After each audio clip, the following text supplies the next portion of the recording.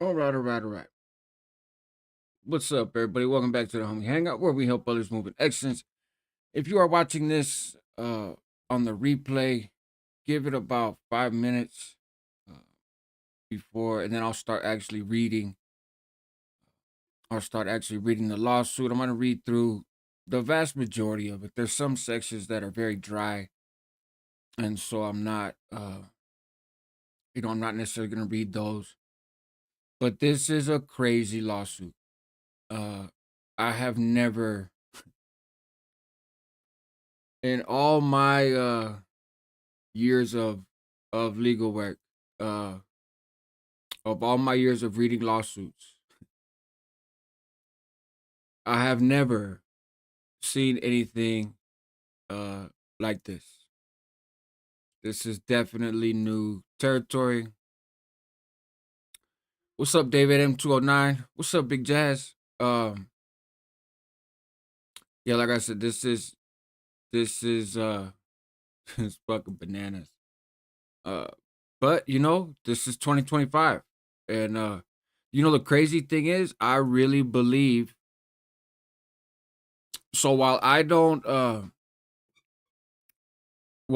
a Kendrick Lamar fan, I'm not a fan of Drake's music. Um, I He's gonna win. He's gonna win this. Uh, he's gonna win this lawsuit, right? Drake is going to get cashed out. Something fierce. Uh, uh, it. But I've heard some takes on it, right? And it's a lot of people have different uh different views, different takes. He's not suing Kendrick Lamar, right? So we're gonna clear some of that up in this process. Like I said, just giving it kind of a couple minutes. I had this scheduled for 9 o'clock, and something got mixed up in the scheduling where some people got kicked off, and it didn't work the way that I thought it was gonna work, right? I don't normally schedule lives, and so I did something wrong. I don't know. But this shit is, like I said, it's bananas. Ghost Cali, ¿qué les Vasco, homies? Buenas noches. Buenas noches, homie. I see you. Baby Loc West. Chigloso Commander. Saludos. Uh, Big Jazz, I have a video in my interviews tab. In my interview playlist, I have a video with a lady who is an attorney, and she specializes in expungements and getting your records cleared and everything else. Um, that'd be the fastest, easiest way is just get at her, uh, and she can help you take care of that, because it depends on where you're located, depends on what the felony is.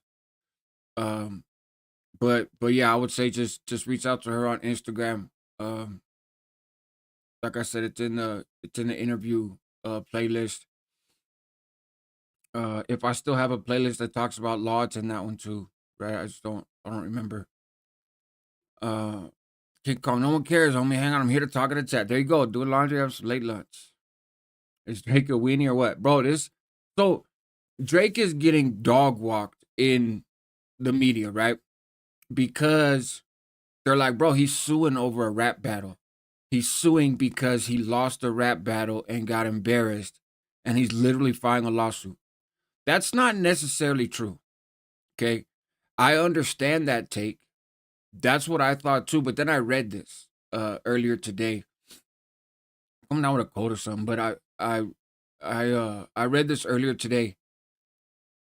He actually has a legitimate legal argument. I think he's gonna prevail in his legal argument. I also think this is absolutely the end of his music career, uh, unless he goes into some other genre, right? But it's uh, it's crazy. But he makes a compelling argument for how. So here's the gist of his claim, and I'm gonna go ahead and read through this. Right, there's a lot to it. There's certain little sections that are super dry, like template kind of necessary stuff. So I'll skip that, but I will give you the overview of his argument is this. Uh UMG Records, which is Universal Music Group, okay? He is signed to Universal through his label. Kendrick is signed to Universal through another label, right? but Universal's the parent company, biggest music company in the world. So his argument is Kendrick had just signed a short-term deal with Universal. Like, basically, let me see what you could do for me, and if I like what you could do for me, I will sign a longer deal. Because he had just got out of his previous 5-album contract with Aftermath, I think it was, right? Meanwhile, Drake has been with Universal for many, many years, and he's coming up for a renewal in 2025. Okay. Drake saying the record labels, the mini labels underneath them, okay, are incentivized to build their catalog and not give a fuck about other groups on Universal. Okay. He's saying that this whole thing of Drake being a pedophile has ruined him, and it's slander, and Universal knows that it's slander, and yet they didn't just allow Kendrick to put this music out, but they did things that they never do for any other artist for Kendrick to try to help push that song, right? They Not Like Us, specifically, to push that song to create an unfair playing field. And it wasn't just to win the rap battle, it was to destroy Drake so that Drake doesn't really have a position to bargain from when his contract is up in 2025.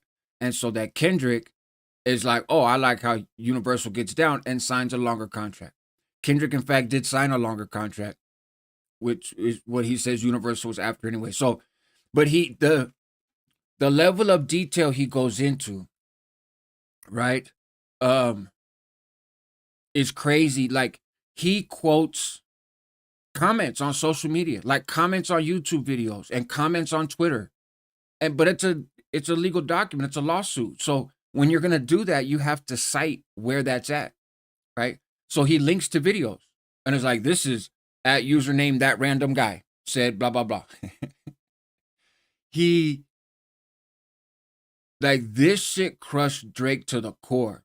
Kendrick Lamar ruined this dude with this song. And one of the things I find most interesting is, yes, the Chomo claims and stuff about Drake were harmful. Don't get me wrong, right?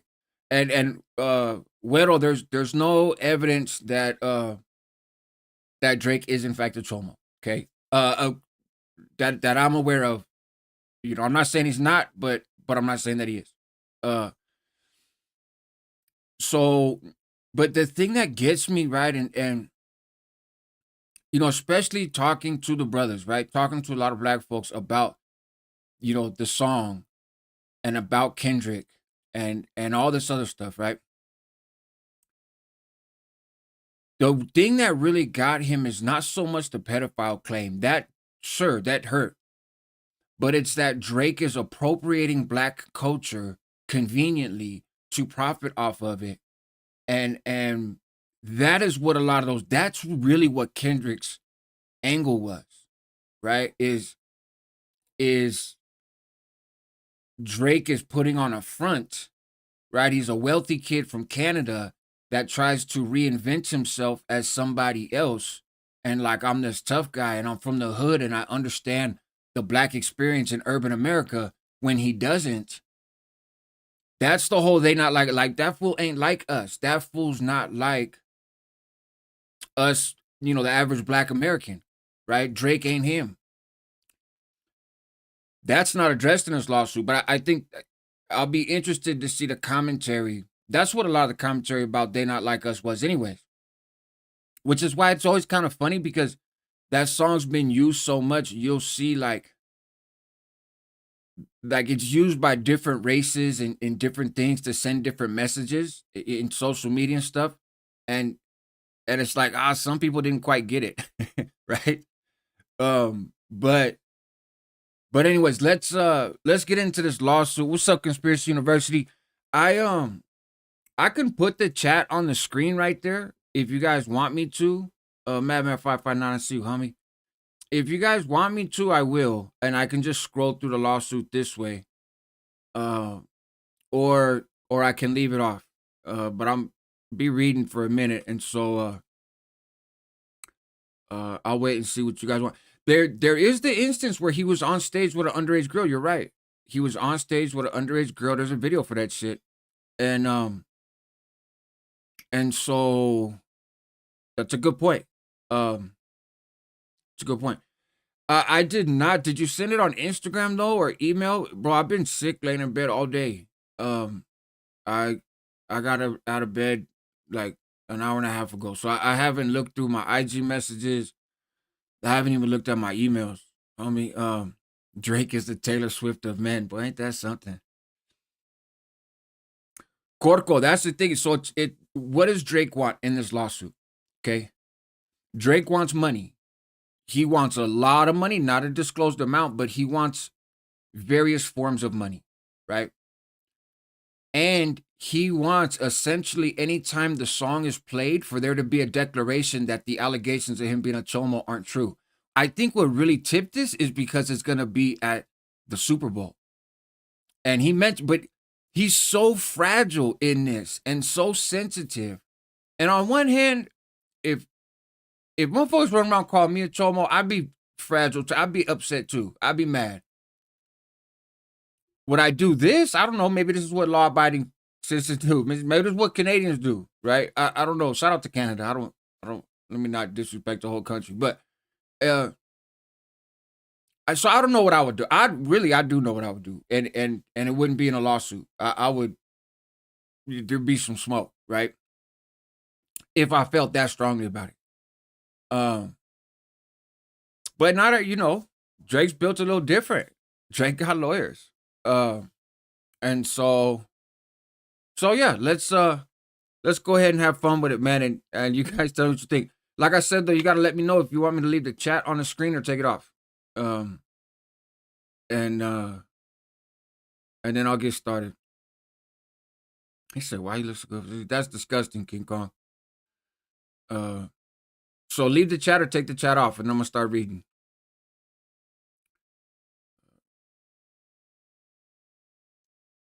Drake does have big money.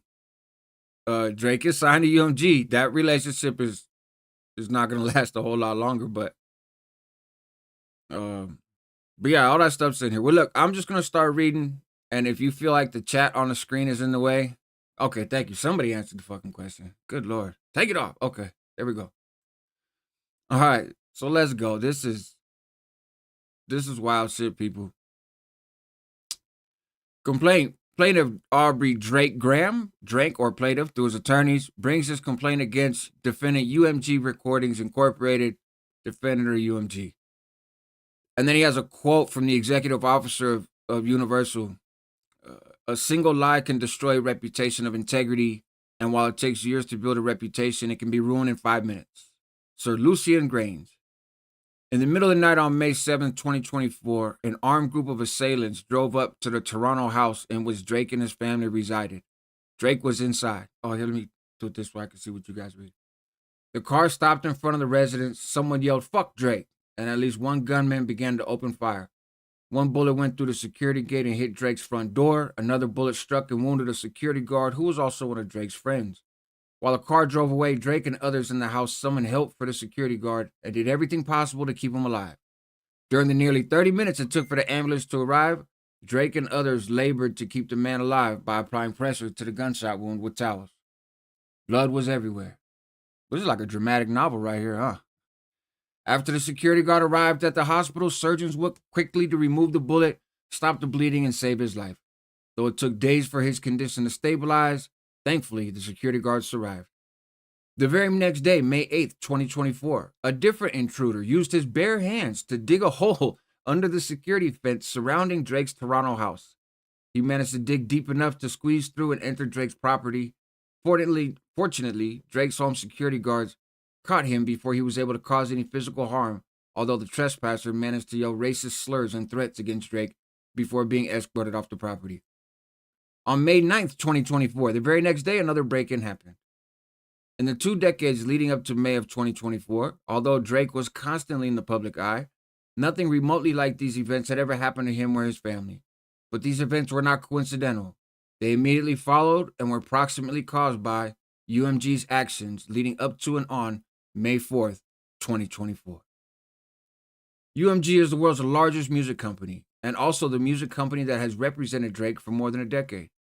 Yet on May 4th, 2024, UMG approved, published, and launched a campaign to create a viral hit out of a rap track that falsely accuses Drake of being a pedophile and calls for violent retribution against him. Even though UMG enriched itself and its shareholders by exploiting Drake's music for years and knew that the salacious allegations against Drake were false, UMG chose corporate greed over the safety and well-being of its artists.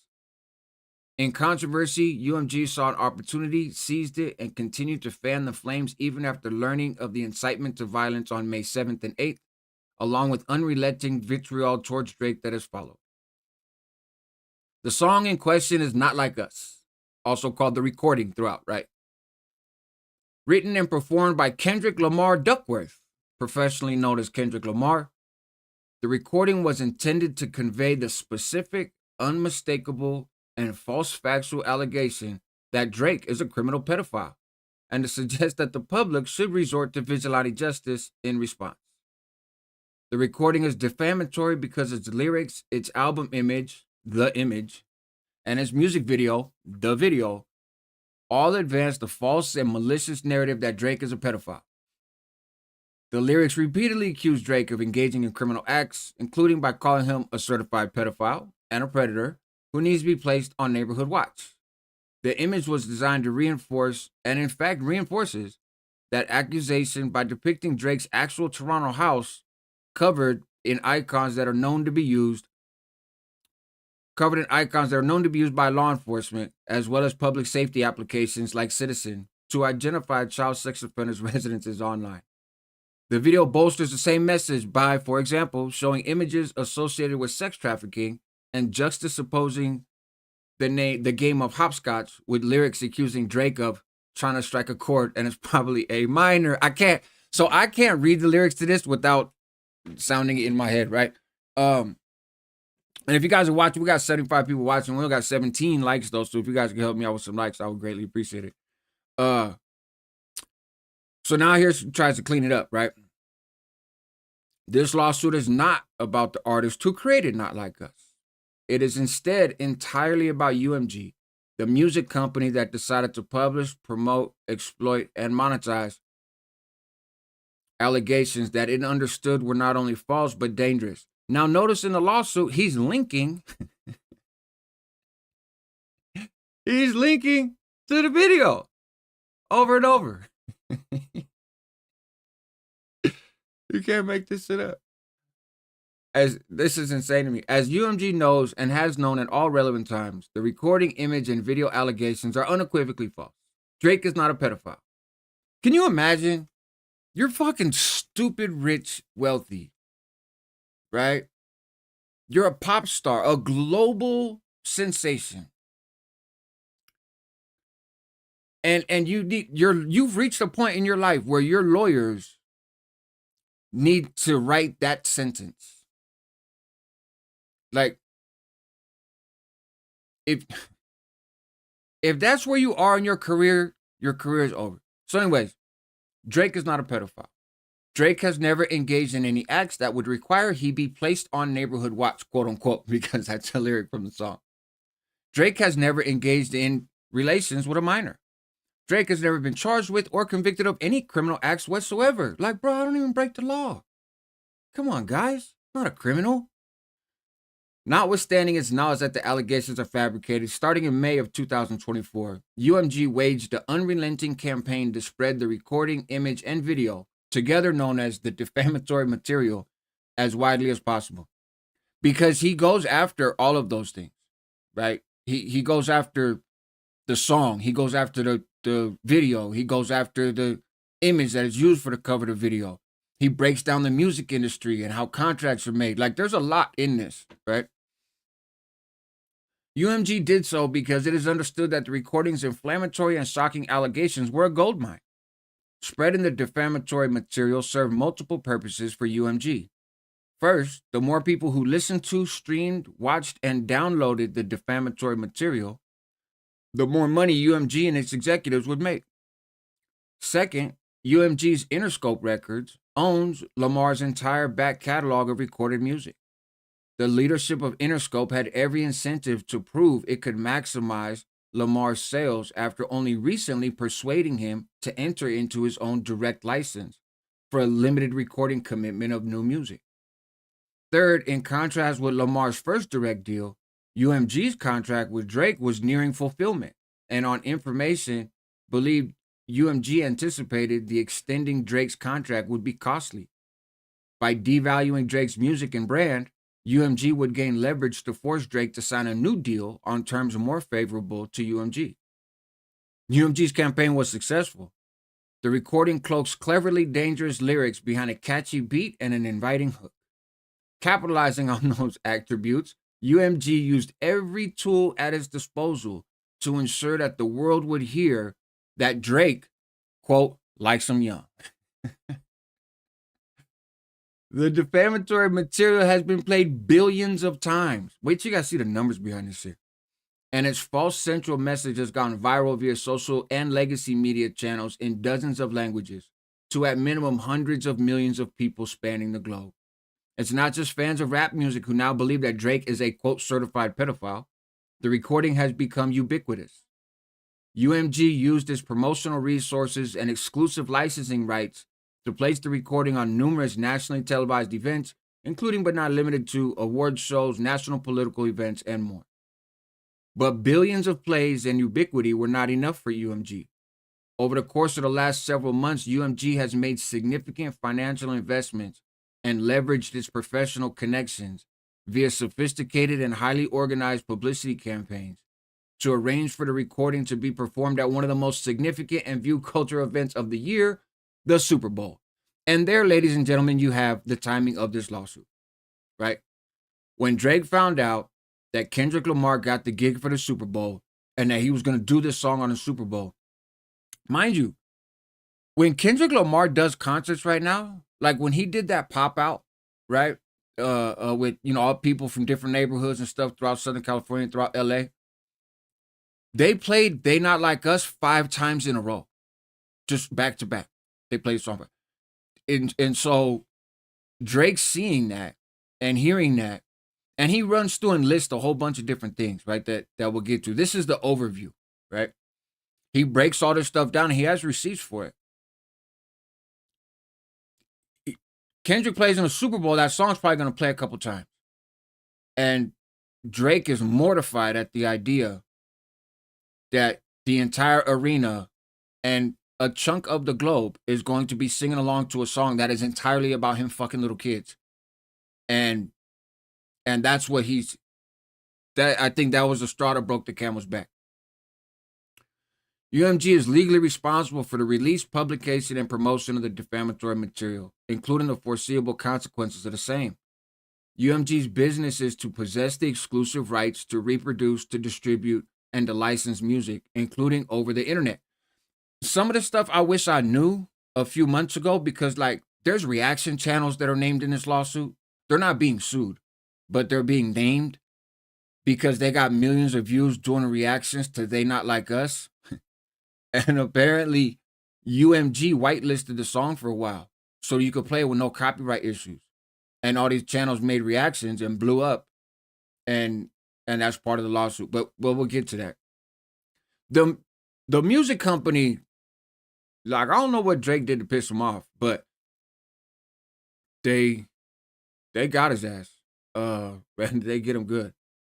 In other words, it is only with UMG's explicit approval that the defamatory material could have been released in the first instance and later streamed, shared, performed publicly, and exploited by content creators on TikTok and Instagram.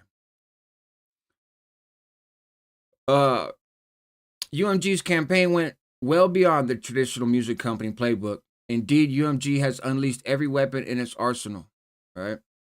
Including an affirmation and belief, certain practices that are unlawful. In a memo to staff reflecting on highlights of 2021, Sir Lucian Grange remarked that it was, quote, harder than ever for artists to break through the noise, end quote. As, for example, 60,000 songs are added to Spotify every day. UMG made sure that Not Like Us broke through that noise. For one, they took the unprecedented step, contrary to its own internal practices, to remove the recording's copyright restrictions on YouTube and Twitch, thereby whitelisting the recording to ensure content creators could republish it broadly. On information and belief, UMG and its agents further put a thumb on the scale by covertly offering financial incentives to third parties to deceptively stream the recording on streaming platforms, to play the recording on the radio, and to otherwise promote and endorse the defamatory material, all without ever publicly disclosing the payments.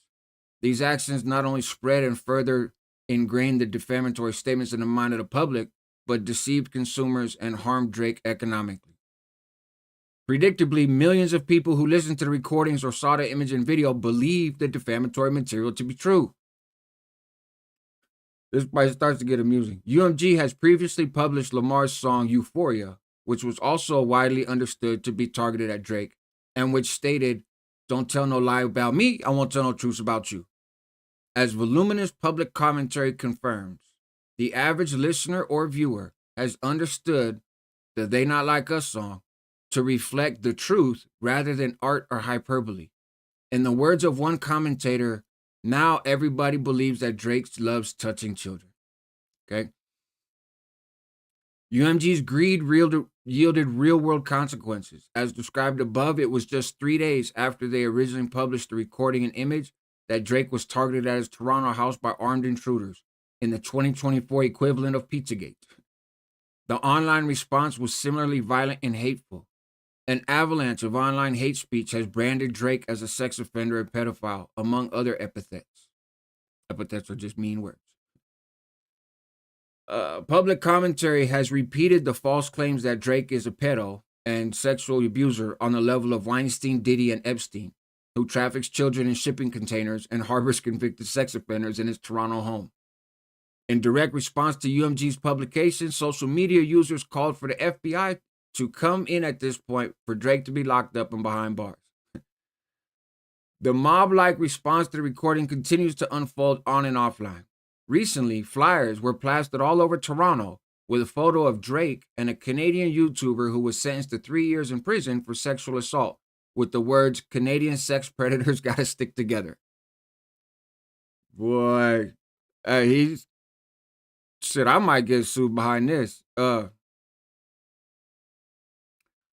With the palpable physical threat to Drake's safety and bombardment of online harassment, Drake fears for the safety and security of himself, his family, and his friends.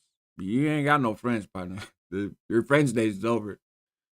After the attacks on his home, Drake pulled his son out of the elementary school he attended in Toronto due to safety concerns. And once school ended for the summer, he arranged for his son and mother to leave Toronto entirely.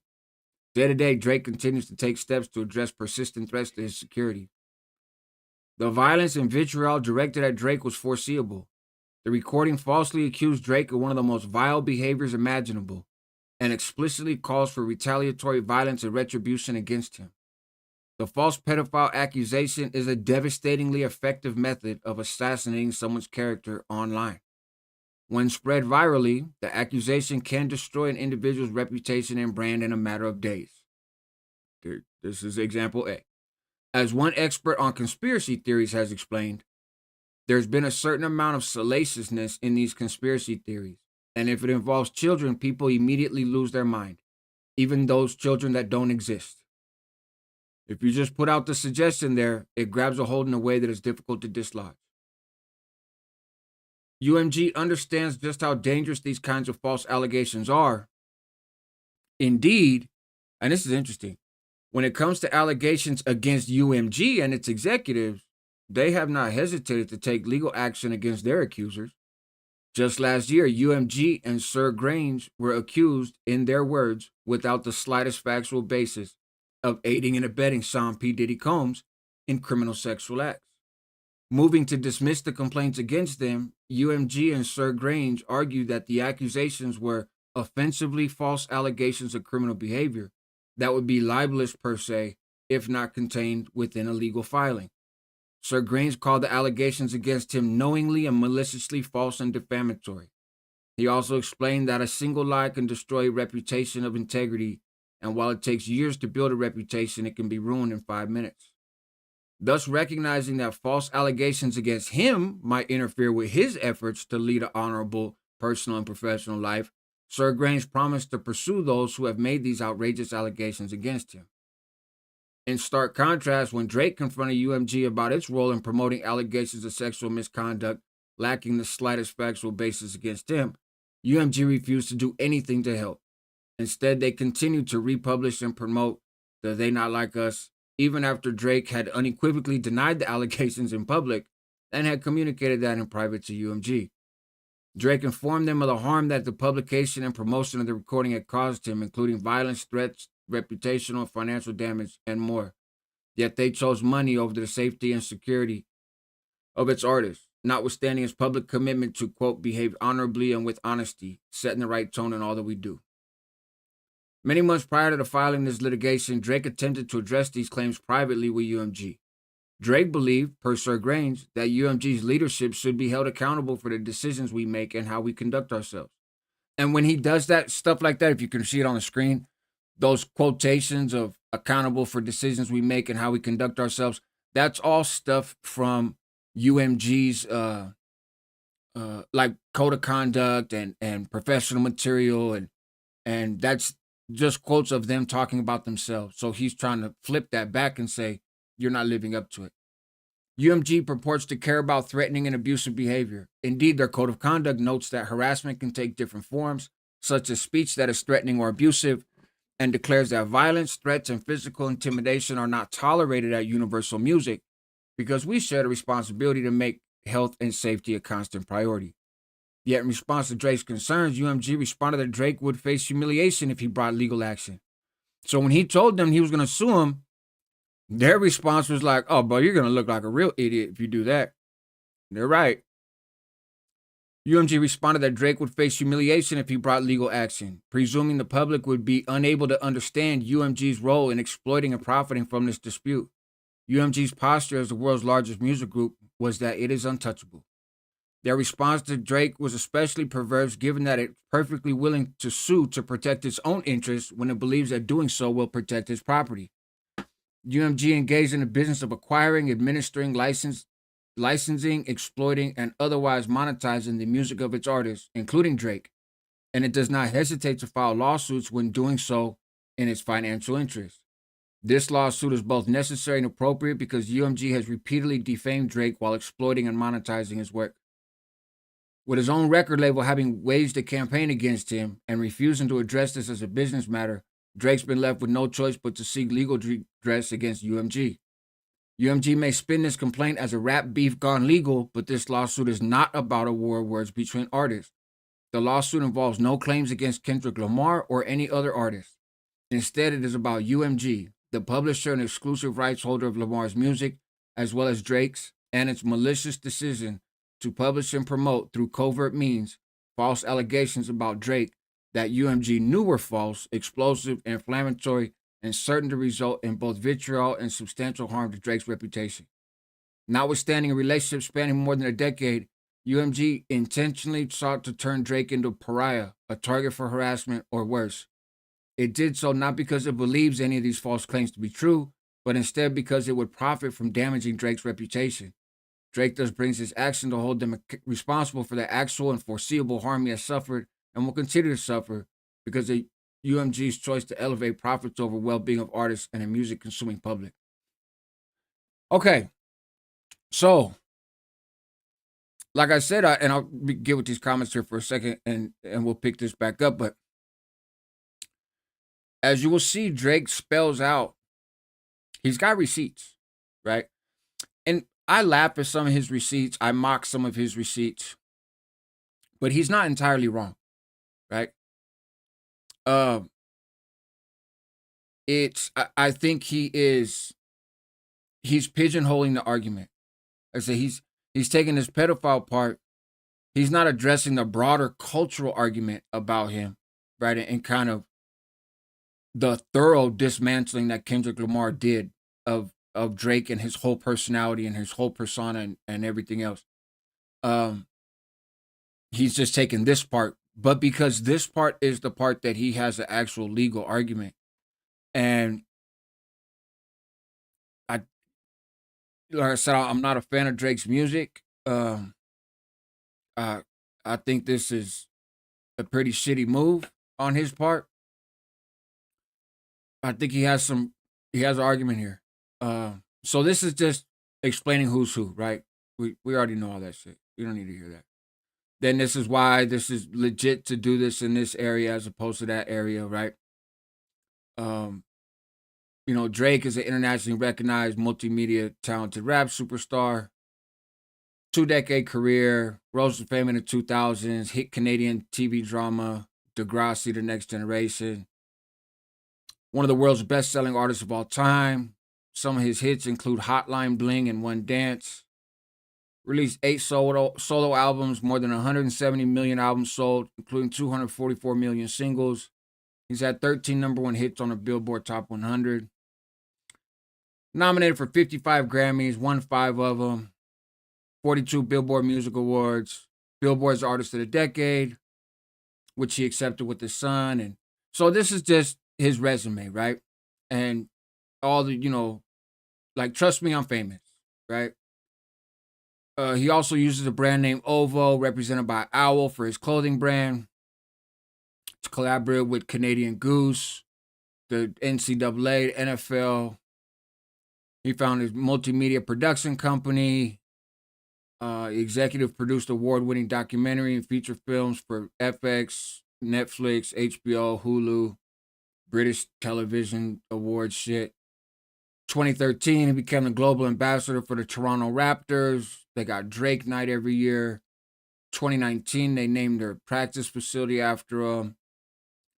His philanthropic efforts, through his charitable giving, Drake has supported public schools, nonprofit educational programs, community development organizations, homeless shelters, hurricane relief efforts, various individuals in need, from college students to grieving mothers to patients in need of surgery, fans in need of financial assistance. Gives back to his community in Houston, especially after Hurricane Harvey. As UMG, and this is repeated often, but as UMG knows and has understood at all relevant times, Drake has never been indicted for, charged with, or convicted of committing any crimes whatsoever, much less sexual crimes or any crimes against minors. And then UMG is a music industry giant. And this just goes to show what kind of giant they are. Interesting little excerpt about these contracts, these music contracts, right? So in the music, here we go. In the music industry, control over a particular album or other collection of works is governed by various contracts, including traditional recording deals and distribution, publishing, and licensing deals. In a traditional recording deal, a record label typically retains exclusive rights to an artist and the artist's recording, and the right to re-recording the compositions embodied therein for a specific period of time. The label pays in advance for the artist's recording and royalties, and finances the provision of services to the artist in areas such as production, promotions, marketing, and distribution. A distribution deal differs in that it generally allows an artist to retain ownership of his recordings and grants the record label the exclusive right to sell, license, and distribute those recordings in certain formats for a specified period of time. With Music Publishing Administration deal, an artist as a songwriter generally retains ownership of his musical composition and pays a percentage of his publishing revenue to a publisher to administer, promote, exploit, license, and protect his song. A 360 deal, also known as a master contract, is the most comprehensive. It encompasses traditional rights granted in a recording deal, but also provides the record label with control over or passive income stream from merchandising, touring, endorsements, and other ancillary ventures the artist may undertake.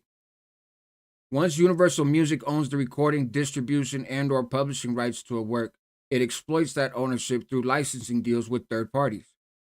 UMG licensed its music to hundreds of retailers around the world. That allows third parties to legally use a recording or portions of it.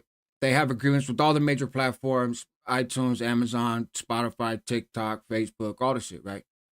In the event that a person or entity wants to use a song outside of one of these licensed platforms, for example, to play during a political rally or a sporting event, it has to request the right to do so from Universal Music, which holds that synchronization contract. A third party cannot legally use Universal Music's recordings or their licensed content embodying those recordings in any advertising on a live stage, in a film, television, radio, without the explicit consent of Universal Music. Through its exclusive licensing rights, Universal wields incredible power to promote and popularize a song or a performer. They invest significant money, time, and effort to advertise, promote, sell, and distribute the music they own.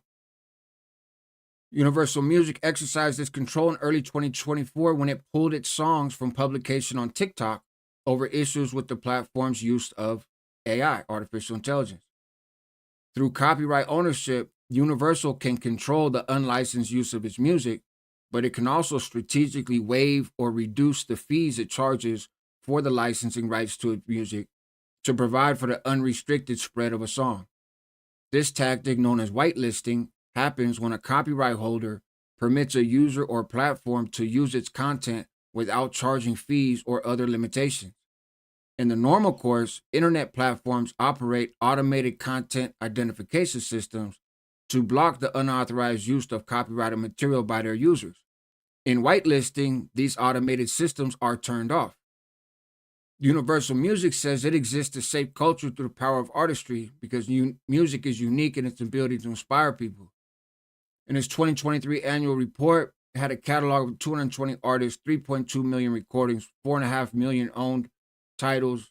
As of 2023, they had 61% interest in the Billboard Hot 100 tracks, representing 40% of the record label market. On social media platforms alone, music owned by Universal was streamed 11 trillion times in 2023. It's insane. Like, it's a number you can't even wrap your head around. 11 trillion times. So, but this goes to show you too, is some insight into how the label, these labels create artists, beyond just what their talent is, right? UMG's size dwarfs other music companies, and the size gives it an advantage. Its physical presence in 200 geographic markets gives artists signed to UMG a critical edge compared to peers competing labels, as the company can amplify the local success of an artist from one region to the rest of the world. UMG uses this size and dominance to convince artists to sign with its record labels. Because of streaming, it is more of an uphill battle than ever before to capture the audience's attention among a sea of other songs. UMG's market position, combined with the flood of content that hits streaming platforms every day, means artists depend on UMG to stand out from the crowd. Even established artists depend on them to maximize their commercial success through world-class marketing, proprietary data analysis, global distribution network, and additional monetization opportunities. So UMG's executives are compensated for exploiting artists' works. UMG reports executive compensation is driven by its transition to more performance-based packages. UMG executives, including those at Interscope, which is Kendrick's camp, have an annual incentive program through which they're rewarded for meeting and surpassing sales and profit projections, among other metrics. These incentives are largely based on a specific UMG division rather than the performance of UMG more generally. And this is kind of important. For example, the annual incentive of bonus of Interscope CEO John Janik is based 90% on the financial success of Interscope and only 10% on the financial success of UMG generally. This division-based structure creates perverse incentives within UMG. Mr. Janik and other Interscope executives are incentivized to maximize the financial success of the Interscope label without taking into account the impact on other UMG labels. For example, through promoting, They Not Like Us and its revitalizing impact on Kendrick Lamar's entire recording catalog, including his first 5 studio albums, Interscope and Interscope executives benefit regardless of the effect on other UMG labels, like The Republic, which represents Drake. So they create competition internally. Even though they're all under UMG, they don't give a fuck about each other, right? It's every dog for himself. UMG began profiting off of Drake's art in 2009. The parties extended their contract in 2022. After that, Sir Grange described Drake as one of the biggest artists of today and expressed UMG couldn't be more excited about what lies ahead for their relationship. UMG profits from its exclusive rights for Drake's music. The contract between UMG and Drake is up for renegotiation in 2025. By the spring of 2024, UMG understood that the rise of streaming platforms had enhanced the bargaining power of artists. Established artists whose contracts are coming up for renewal are in an improved position to demand a higher take rates due to the improvement in the visibility of cash flows and risk reduction. As described below in Information and Belief, UMG was incentivized to act, and in fact did act, in a manner to reduce that bargaining leverage in advance of upcoming contract negotiations with Drake. From 2012 to 2023, Kendrick Lamar was signed to an exclusive production company agreement with Top Dog, which in turn gave exclusive recording services to Aftermath to record, print, joint venture Interscope. The copies of Kendrick's first 5 albums are all owned and controlled by Interscope. In 2023, when he fulfilled his recording obligation to Top Dog and Aftermath, he signed a short-term exclusive recording and licensing deal with UMG through Interscope and an exclusive publishing administration agreement with UMG. These contracts, UMG exclusively controlled the release, publication, and licensing of all music products created by K-Dot during the term of the contract, including They Not Like Us.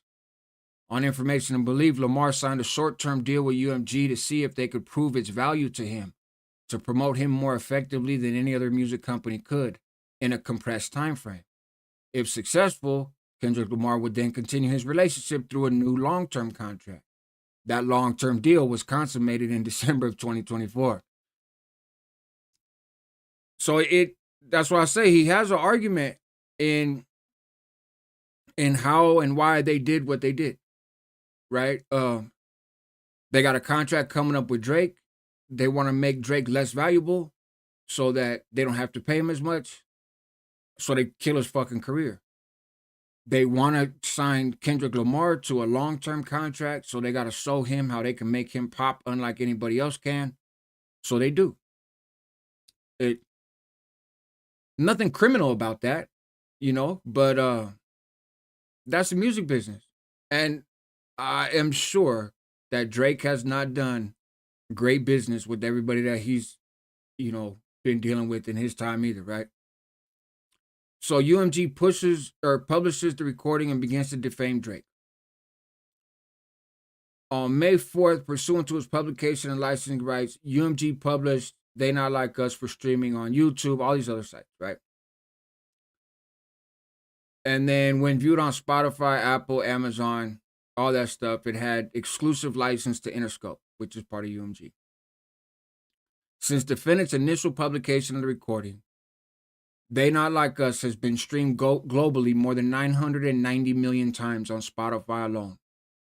That's crazy. 990 million times on Spotify alone.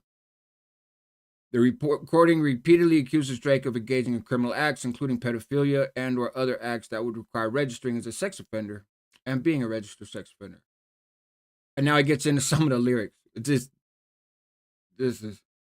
Within the first minute, the recording identifies Drake by name and states that Lamar has heard that Drake has a predilection for underage women. Say, Drake, I hear you like them young. The next line is a thinly veiled threat that Drake should be careful that he never ends up in prison, a place where child predators are notorious for targets of violence. You better never go to cell block 1. The recording continues to say that any woman who falls in love with Drake should be careful to hide your little sister from him. Next, in a perverse reference to Drake's 2021 album Certified Lover Boy, certified pedophiles. In a play on the dual meaning of a minor, a person under the age of 18, and a musical scale, the recording says that Drake is trying to strike a chord, and it's probably a minor, right? Later in the recording, Lamar describes Drake as Malibu's most wanted. The recording continued to say that Drake and the people in his circle need to be served with a subpoena because a predator moves in flocks, and asserts that Drake's name got to be registered and placed on neighborhood watch. The recording also repeatedly suggests that violence should be used against Drake because he's a pedophile. Like the sound of someone being beaten up, the recording repeats, whop, whop, whop, whop. And then Lamar says, fuck him up. Later, the recording threatens that if Drake comes to Oakland, where Kendrick Lamar grew up, he will not make it out alive. I think that Oakland show gonna be all that stop. The recording makes clear that justice will be served, not through the legal system and or commentary on social media, fuck a caption, but through physical violence. Want action, no accident, and I'm hands on. He fuck around and get polished. At the end of the recording, the lyrics threateningly repeat, hey, hey, hey, run for your life. Hey, hey, hey, hey, run for your life. The recording contains numerous additional statements that imply the existence of evidence to support the allegations against Drake.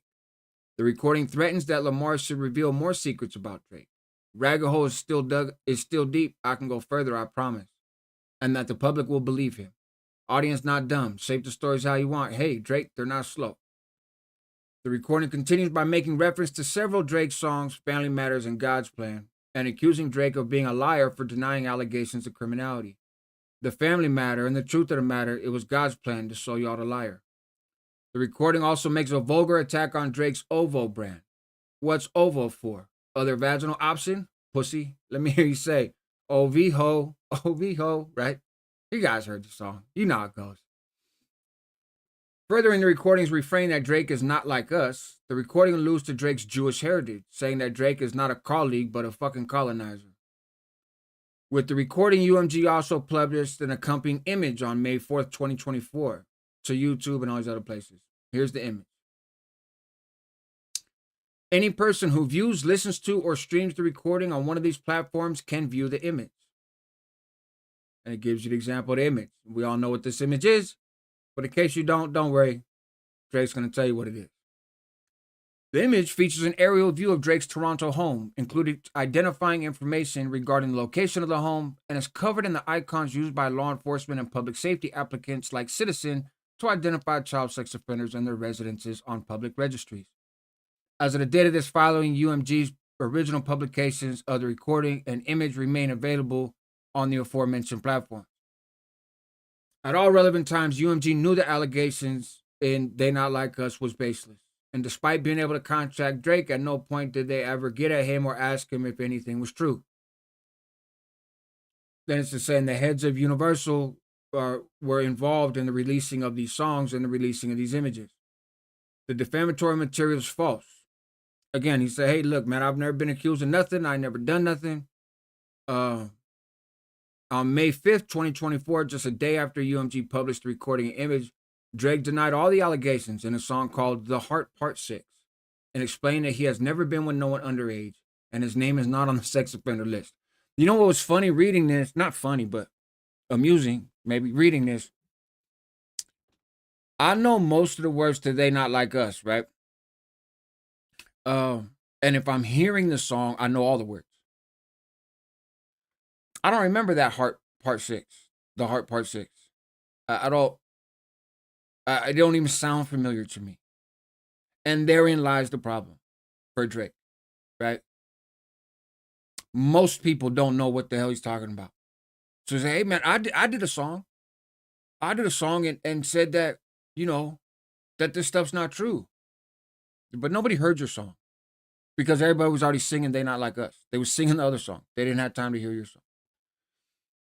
Drake is a target of violence. And here's some details on this that's kind of interesting, but within days after UMG's initial publication of the recording image, which depicted the location of Drake's residence in Toronto, accused him of being a criminal pedophile and called for violence against him, multiple strangers, at least including one armed with a deadly weapon, targeted Drake. At 2 a.m. on May 7, 2024, a group of men drove by Drake's Toronto residence, screamed "fuck Drake," and released at least 2 shots. One bullet went through the security fence and hit Drake's front door. Another hit and seriously wounded his security guard. They rushed to the man's aid, tried to keep him from bleeding out. Injuries were serious. For 2 days, doctors weren't sure if he'd live. The news quickly jumped on a story of a violent attack against Drake, with all major news outlets publishing stories. For days, news helicopters flew overhead the Toronto house. No one from UMG ever reached out to Drake or any of his representatives to check on his well-being. Also on May 7th, so that same day, across the globe in London and the United Kingdom, Drake's OVO clothing store was vandalized with graffiti that said "They Not Like Us." The graffiti was likely viewed by hundreds of Canterbury Street passerbys before the glass window could be removed, and millions online saw once the news broke. On May 8th, a different invader attempted to break into Drake's property by using his bare hands to dig under the security gate. He slid under the fence, entered the property, screamed racist slurs and threats towards Drake. He was apprehended by security. On May 9th, there was another trespasser on his property. got into a physical altercation with Drake's security before being escorted off by the police. That person was arrested but came back on May 11th. These acts of violence at his residence where he lives with his son and against his business are not normal. In all the years he's been a celebrity, nothing like the events of early May has ever happened to him before. He reasonably fears for the safety of himself and his family, particularly at his Toronto property. He pulled his 7-year-old son out of school and they moved them all out of the area. The music video. On July 4th, 2024, 2 months after initially published the recording, the song They Not Like Us, and the picture of all the shit on his thing, all his house in Toronto. There's a music video, right? And he's saying UMG had knowledge of the violence and the threats that had been going on. They published Not Like Us music video to users of Apple Music entitled. A watermark for Vivo appears. Vivo is owned by Universal. The lyrics trying to strike a chord and it's probably a minor are matched with a game of hopscotch being played by Kendrick Lamar, reinforces the drawn-out singing of a minor lyric and that Drake is a pedophile. Kendrick is depicted in front of shipping containers with air conditioning units inside, commonly associated with sex trafficking. I didn't know that those were commonly associated with sex trafficking, but according to the lawsuit. It also includes allusions to Drake OVO brand, which is represented by an owl, in combination with the lyrics, wop, wop, wop, wop. Fuck him up. The video shows Lamar beating an owl-shaped pinata with a bat. During the scene, a caption appears at the bottom of the video that states, disclaimer, no OV hoes were harmed during the making of this video. In its conclusion, the video depicts a prolonged shot of a live owl in a cage. The meaning is clear, Drake belongs behind bars. The defendant's initial publication of the video on YouTube has been viewed more than 206 million times as of the date of this filing. As of the date of this filing, the original publication of the video remains available on all platforms. The executives, right, of UMG and the executives of Interscope all were involved in putting that video out, right? UMG published the defamatory material with knowledge of or reckless disregard for its falsity and knowledge that it was reasonably foreseeable to cause Drake harm. So it's saying UMG does not believe that anything about this stuff concerning Drake is true. But yet they published it and they promoted it. Again, weird arguments, but he says, look, UMG has a financial interest in knowing any of the potential liabilities that Drake had or could have, including criminal charges or convictions. Again, looking at UMG's code of conduct.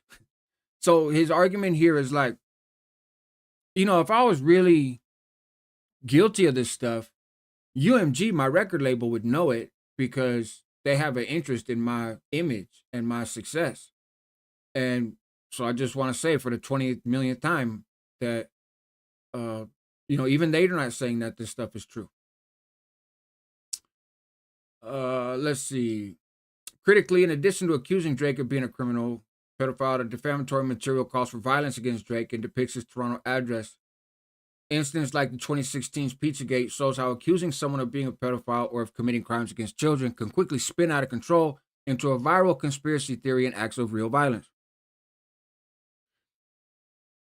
In case you guys are unfamiliar with what that is, that's when that dude went into the pizza place, I think in Washington, D.C., and wound up shooting somebody because he was one of these QAnon people that believed that the Clintons were cooking kids in the back and all kinds of other weird shit, right? And so they just picked some pizza place, and the guy listened to all the talk radio and the internet shit, and he went over there and actually shot somebody. So they're saying, hey, man, they know of all the violence. Then UMG engaged in a publicity campaign to ensure maximum spread of the defamatory material and deceive consumers. In the months since the initial publication and for months after it understood the harm Drake had suffered as a result of the song, UMG posted the defamatory material to all its social media accounts, including Interscope. At the time of this following, UMG had social media of 2 million on YouTube, 1 million on Instagram, blah, blah, blah.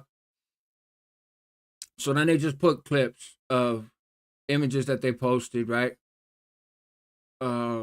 June 2024, Universal posted a carousel of photos and videos to its official Instagram account of Lamar performing the recording at the pop-out concert, during which the recording was played 5 times back-to-back. History was made. It tagged Interscope. Not Like Us. TikTok. It was posted on TikTok. See, you guys know the song was posted everywhere, right? Song was posted everywhere. It was posted on people's personal pages. They asked, "What's your favorite moment from the video?"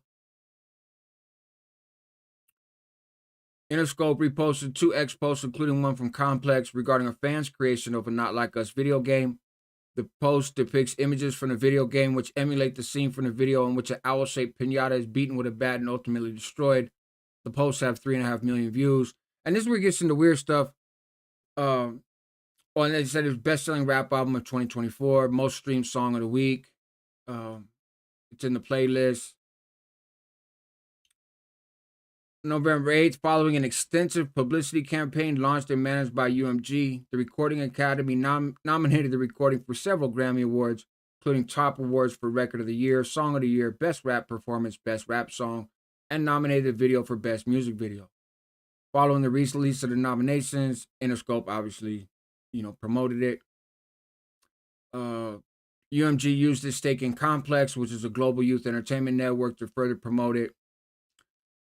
Between May 5th and now, Complex has published at least 50 articles about Not Like Us and posted the recording hundreds of times across all of its accounts, including his house in Canada. So UMG used its licensing division to promote it with broader use and consumption. It's listed the recording on its website for licensing on television and film. Third parties seek licensed songs for audiovisual publications that can filter by genre, chart-topping songs, and themed playlists. Universal markets the recording as having a winning achievement and lyrical theme. Listed success on the music charts. It's a highly, highly, highly successful song, right? As a result of marketing efforts, Universal has repeatedly licensed the recording to be performed publicly and published on other platforms. For example, on June 19th, 2024, the recording was performed 5 times in a row at a concert in Inglewood, California, to a crowd of approximately 16,000 attendees, and a live stream of over 186,000 viewers on Amazon Prime and Twitch. The live stream broke Amazon Music's streaming record for the most minutes watched of any Amazon Music production ever across Prime or Twitch. In the 3 days following the concert, Kendrick Lamar received nearly 61 million combined official on-demand U.S. streams. The recording, They Not Like Us, represented 21 million of those combined streams, a 62% increase from the 3 days preceding the event. So they're pointing out how every now and then, right, every couple months, the song comes out, it builds up, they market it, maybe it starts to level out a little bit, they come out with the video. Pump that up, starts to level out a little bit, streaming it in a concert, live performances. Like, basically his argument is Universal will not let this fucking song die. They won't let it go. And why should they? They're making ridiculous amounts of money off of it, right? Universal also leveraged its existing licensing agreements with TikTok to make the recording and video available to users of those platforms. The recording has been used over 1,300,000 videos on TikTok. More than 100 TikToks using the recording have been viewed at least 2 million times each, many being viewed tens of millions of times. In total, 125 popular TikToks have been viewed over 1 billion times. And as of the date of this filing, the recording has been used in over 500,000 reels on Instagram. It also granted the license for the recording to be played at sporting events, award shows, and political rallies.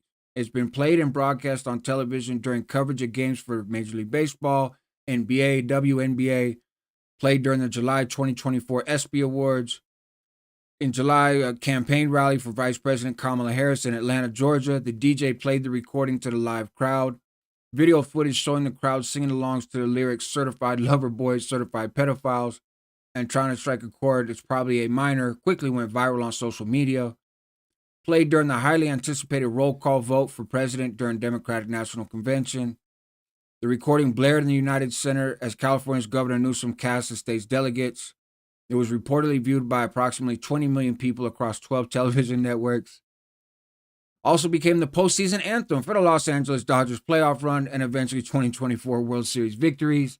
The Dodgers had featured the recording in a hype video posted to their official YouTube page. So you see where this is going. Like, this dude is just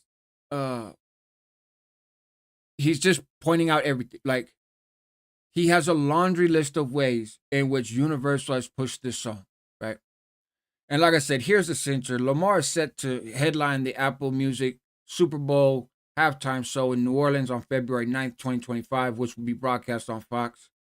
UMG conferred financial benefits and leveraged existing business relationships to secure the headliner spot at the Super Bowl. In addition to publishing, marketing, and licensing the defamatory material, UMG also put a thumb on a scale, providing covert financial incentives to third parties to spread the lies against Drake.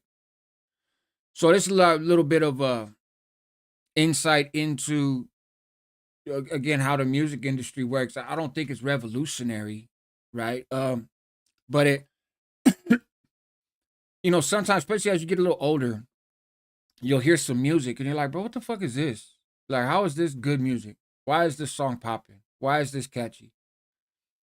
There's plenty of other better music out there from artists that are not as, don't get the publicity, but their music is much better. This is a tutorial in how music companies, how record companies push what they want to push, right? Kendrick Lamar's a little bit different because he's not a rapper that came out of nowhere, right? He was an established person. He's had hits and had critical acclaim before.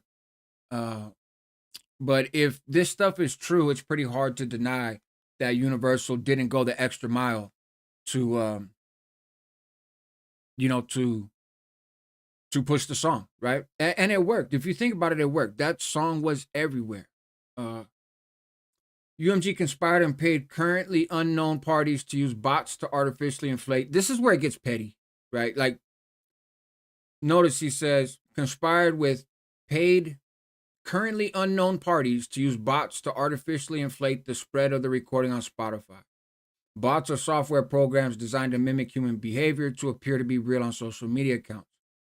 One individual whose identity is unknown to plaintiff revealed publicly on a popular podcast that Kendrick Lamar's label, i.e. Interscope, paid him via third parties to use bots to achieve 30 million streams on Spotify in the initial days following the recording's release, with the goal of jumpstarting a spread and turning it into a crazy hit on the platform. So now you're just quoting some dude on some podcast, right? You don't even know who he is. You don't know if he's telling the truth. You're just, and they're calling him a whistleblower. It's a fucking dude on a podcast. Hey, man, they paid me $250,000 to do this. It works in a civil lawsuit. Like, if this was a criminal case, you couldn't even mention that. But I think things like this cheapen his argument. Like, really, now you're just going off what somebody says on YouTube, But then again, he's going after people that say stuff on YouTube. So I guess it's par for the course. UMG's desire to jumpstart the recording's popularity is unsurprising because streams beget more streams. Songs identified as top streamers land on most popular lists and playlists, which leads to more streams and therefore more licensing requests, purchases, partnerships, etc. The whistleblower, the unknown person on a YouTube podcast, described Spotify as the easiest platform to bot because it does not, like other streaming platforms, have certain security measures when it comes to bot protection.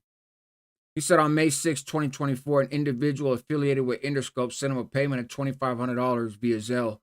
He was promised another $2,500 and a percentage of the recording's total sales for that push. There ain't no fucking way that somebody from Interscope is giving some dude a percentage points on they not like us total sales just to run up some streams on Spotify. That doesn't make a lot of sense. Fake stream. I'm not surprised somebody said that. it's the YouTube, it's the internet, it's podcasts. People say all kinds of stuff, right? But I don't think that's true. Fake streams are a well-known problem across the music industry. Financial Times reported experts estimate as much as 10% of all music streams are bullshit. Spotify said that it's aware of the issues. UMG also offered financial incentives, including direct payments and reduced licensing rates to various third parties to promote the recording. These benefits were never disclosed to consumers.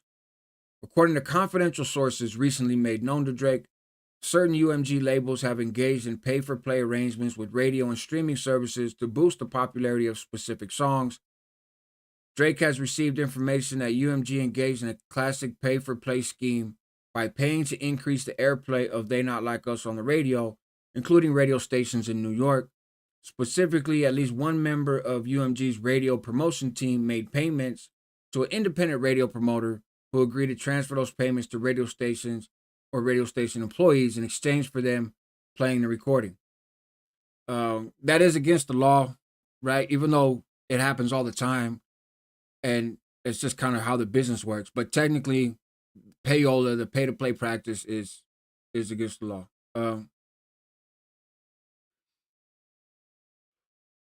I still don't know how long he got sentenced to. I know he's sentenced, but I don't know how long yet. We'll find out soon though. In 2006, UMG agreed to pay $12 million in a settlement with the New York Attorney General that had accused them of using pay-for-play to secure airtime for music. Right? We know that shit happens. There's a lot of reading out loud, so I'm gonna skip through some of it. And again, it remains an open secret within the music industry. But the truth is, they probably did that for Drake's music too, right?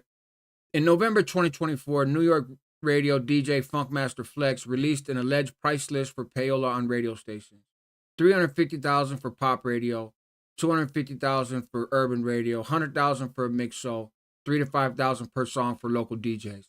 I don't understand how that price list works, because I don't think local DJs are getting paid $3,000 to $5,000 every time they play a fucking song, you know. But anyways, they gave financial incentives to streaming platforms to promote it. They charged Spotify lower than the usual licensing rates for the song in exchange for Spotify affirmatively recommending the recording to users who are searching for other unrelated songs and artists. Now, this is kind of a trip if it's true. I feel like this is just some Drake stands that were doing, making shit on the internet, and because all he has to go based on is post on Twitter. But it says third parties have documented strange recommendations and searches on Spotify. On July 3rd, 2024, a user posted a video on Twitter of a man typing Eminem in the Spotify search engine, and the recording They Not Like Us appeared as a suggested search result. So that's from Funk Flex. Or no, that's from Keep Something Solid. It's down there somewhere. But that's why I say the lawsuit gets weird. Like, now you're just using random Twitter posts from people you don't even know. The user captioned the post: "It doesn't matter what you search on Spotify, you'll see Not Like Us pop up. Spotify picked their side, and their algorithm is proof." The whole thing of Spotify picking their side suggests that this dude was a Drake fan. Recommended song search results and promoted playlists play a role in determining which music users will be exposed to and ultimately consume. They paid bots to stream the video. They employed a similar scheme by paying social media influencers to promote and endorse the recording and video. UMG paid directly or indirectly the popular NFR podcast to promote the recording and video without disclosing the payment. They gave financial benefits to Apple to have its voice-activated assistant Siri purposefully misdirect users requesting other songs to instead stream the recording. This is hella weird. Online sources. Translation. Fucking random-ass people on the internet. Online sources reported that when users asked Siri to play the album Certified Lover Boy by Drake, they instead started playing They Not Like Us. Again, I think it cheapens his. He just looks pathetic, right? He just looks pathetic at this point. Like, I'm gonna show you how man. You know how wrong these people doing me. Look what somebody said on X. You hear that shit? It's a conspiracy. Apple rewired Siri specifically for this song. Nah, bro. Just first of all, wasn't nobody fucking asking to play Certified Lover Boy once They Not Like Us came out. That's all people wanted to hear. On May 4th, 2024, UMG removed the recording's copyright restrictions. This is what I wish I knew at the time. Man. Removed the recording's copyright restrictions on YouTube and Twitch, thereby whitelisting the recording. This action was directed by Interscope's Executive Vice President and Head of Digital Marketing. This is genius. The whitelisting was done purposefully and with full knowledge of UMG for the purpose of spreading the recording and its defamatory content as broadly as possible and as quickly as possible. UMG has a formal ban on whitelisting and had never before whitelisted a song on any platform to plaintiff's knowledge. In and around 2024, UMG reinstituted the copyright reactions on the recording. The effect of whitelisting the recording was massive and immediate. Able to play the song and video in full in their own videos and to profit from them, content creators rushed to republish the recording as a reaction video. Just a few examples. The Cartier family, whose YouTube channel has 144 million subscribers, posted a video depicting the image and the recording. As of the date of this filing, the video has 2 million views. Twitch streamer No Life Shack posted a 14.5-minute clip of his reaction to the recording on his YouTube channel, which has 4.75 million subscribers. As of the date of this filing, the video has 5.3 million views. You know how much fucking money these dudes are making off this? YouTuber Zayas posted a 15-minute video of his reaction to the recording on YouTube, which has 4.94 million subscribers.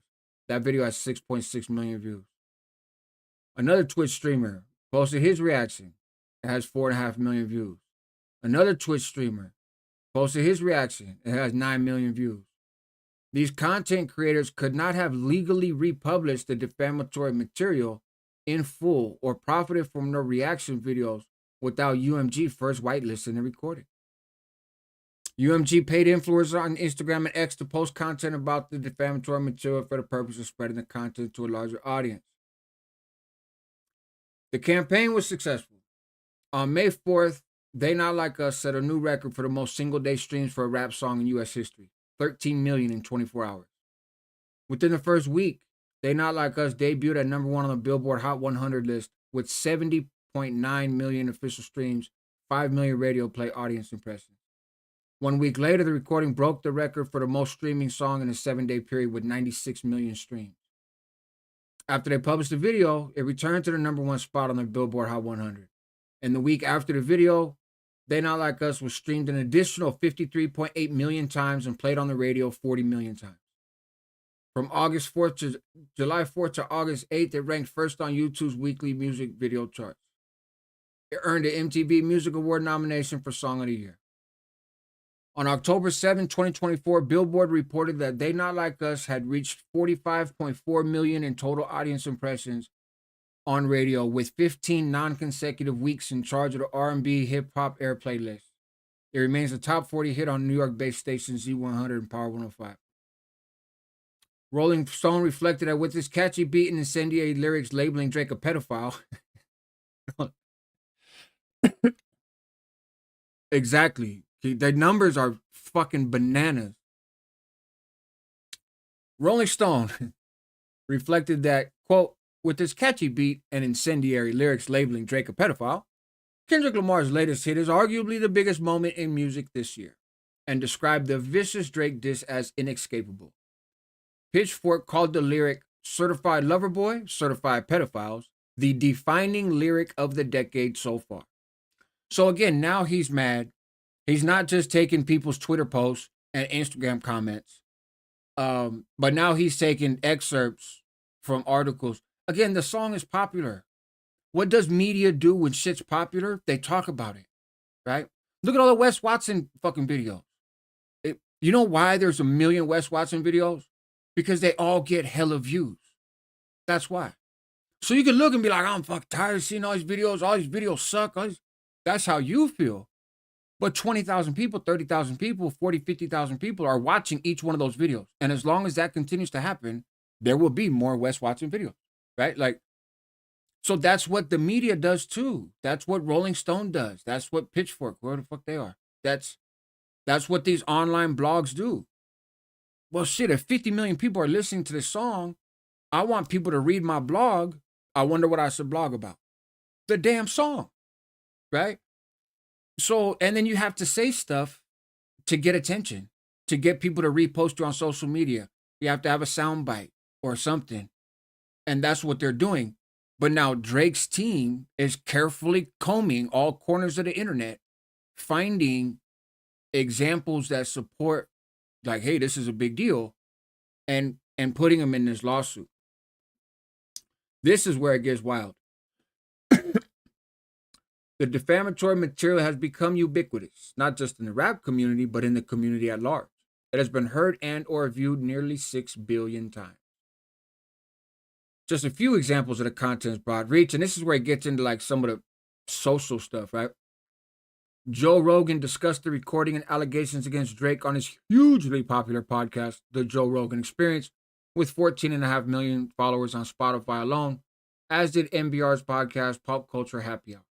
With every play, stream, listen, and view and mention, UMG has profited. Just as UMG knew the allegations and they, not like us, were false at the time it first published the recordings, image, and video, they knew the allegations were false throughout its month-long campaign to promote the material, which continues up to this day, right? And they know that Drake has already suffered significant harm and that additional harm was reasonably foreseeable. This campaign is egregious in light of the fact that Drake has specifically informed them repeatedly that these allegations are false and the harm he's facing as a result. He sent a letter which explained the defamatory material falsely accused Drake of engaging in criminal acts. A letter demanded UMG preserve its records in the event litigation was necessary and cautioned that UMG's involvement in perpetuating a false, inflammatory, and dangerous conspiracy theory by one of its own artists is shocking and tortious under a variety of laws, both in Canada and the U.S. Talks about a phone call that happened between Drake's representatives and UMG. UMG basically told Drake, "You're a fucking idiot," right? It would be improvident of Drake to pursue these claims. In August, he sent them another letter emphasizing the harm. UMG didn't change nothing.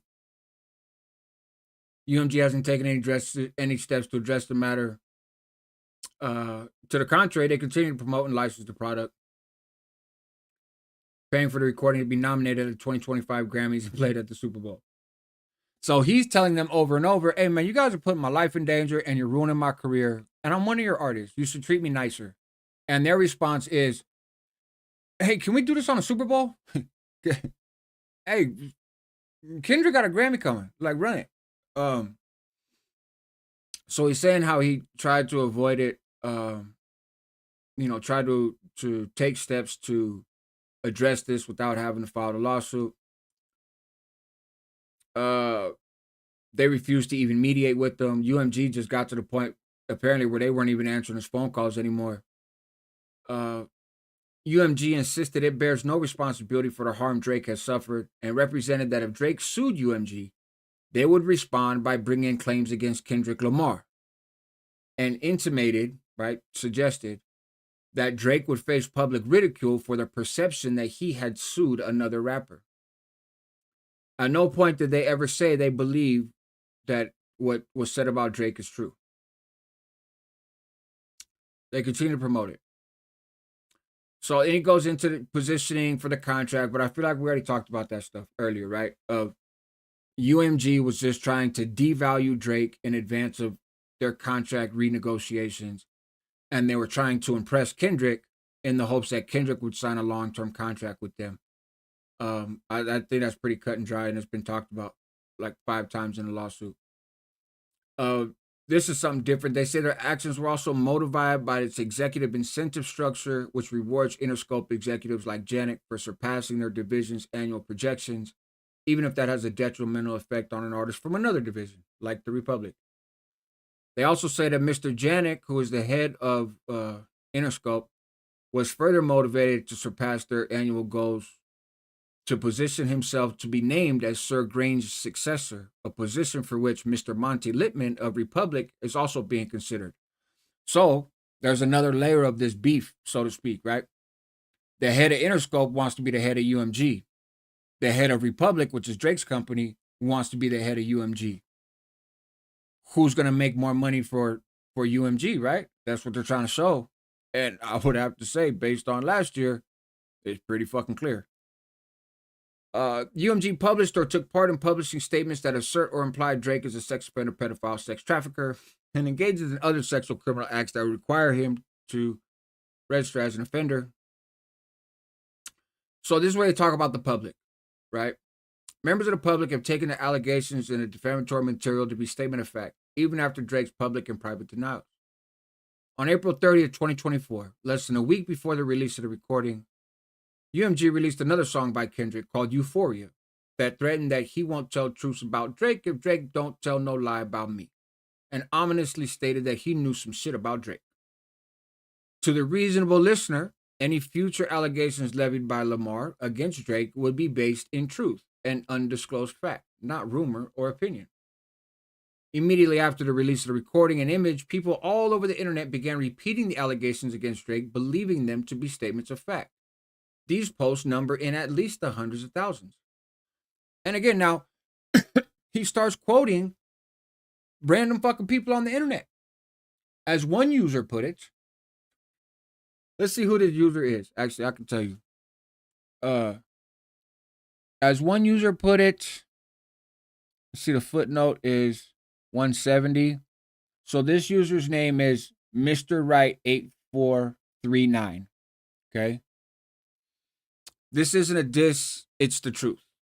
The culture isn't just not fucking with Drake, it's correcting itself by kicking out these predators, Drake, Diddy, etc. Another user, this user is KOKen8026, commenting on YouTube on May 11, 2024.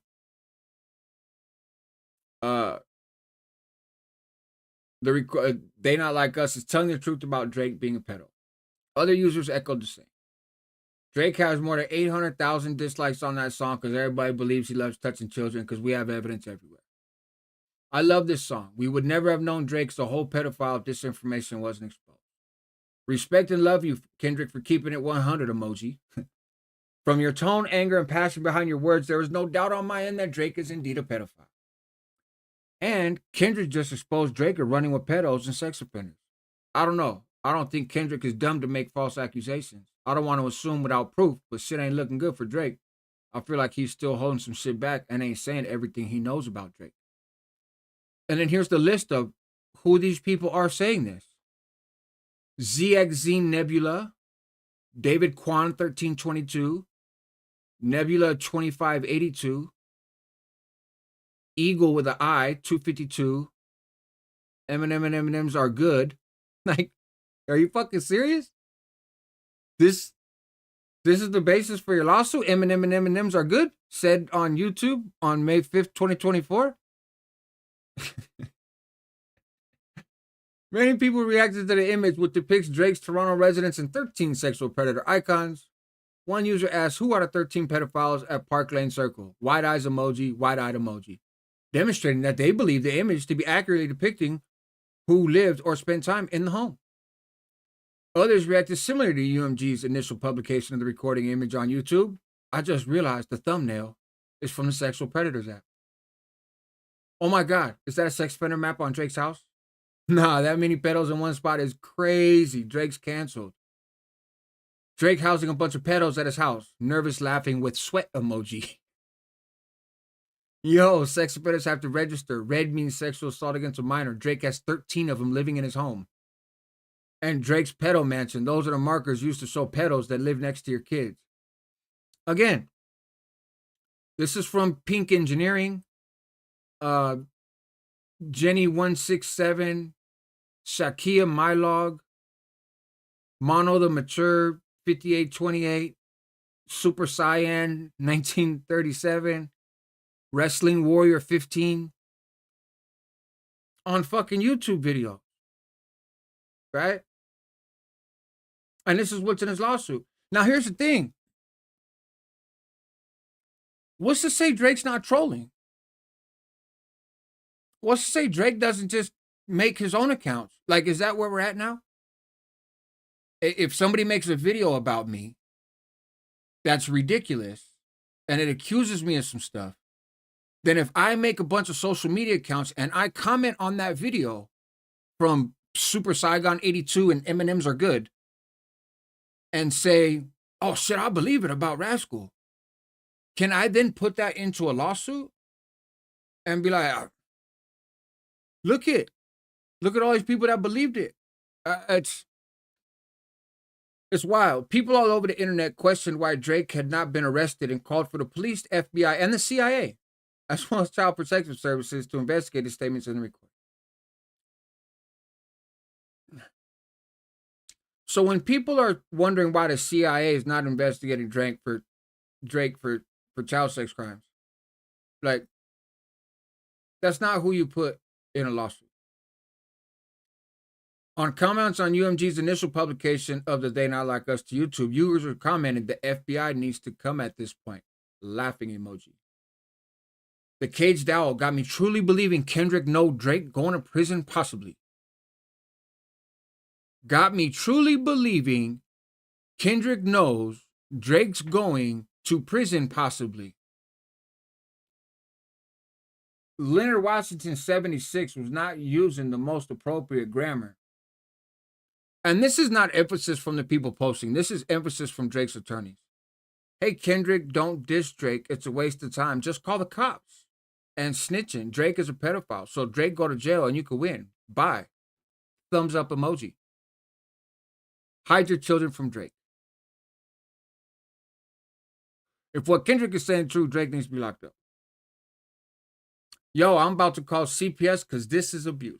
Drake's number one op is Child Protective Services. At this point, the CIA and FBI need to step in. Who's the genius that came up with that idea? No, weedy Chuckwoo. No, weedy Chuckwoo. Yeah. Bet. I like to step this way, step that way. We're locked in. I picture Drake getting locked behind bars. Some comments went so far as to specifically reference Drake's 7-year-old son by name. It's scary if what Kendrick said is true about Drake. Mother of Adonis, save your child.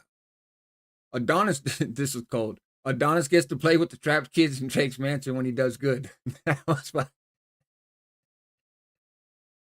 That's fucked up. I ain't gonna lie. I shouldn't laugh. That's fucked up. He said Adonis get, who is that one? 194. Let's look. Who did that one? Chill Block nailed it on that. That was good shit. Bet Chill Block. I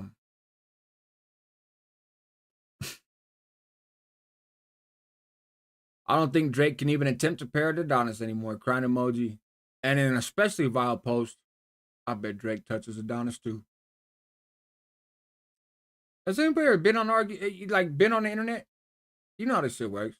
Many posters turned to racist and religious slurs against Drake, who is mixed race and Jewish. For example, users on YouTube and X commented, "It's Drake, that pedo Jew boy." Drake's Jew protection pedo team will get him off. I'll say it. Them Jews are the colonizers. That's who Drake represent. We got to take our music back from those devils. On a deeper level, they're not like us. Understand Drake is a Khazarian Jew. If you know the history, you know that they stole the identity of the true biblical Semitic Israelite, us, and are claiming to be Jewish people today. So when Kendrick says you're not a colleague, you're a colonizer, it goes much deeper than rap. If you know, you know. Stopped by Compton Tams, number 21, with the homie for some burgers and to call Drake a Jewish pedophile. You know I had to do it to him, not like us. Kendrick Lamar, shout out Rosecrans. And bro, Drake is a colonizer because he's Jewish.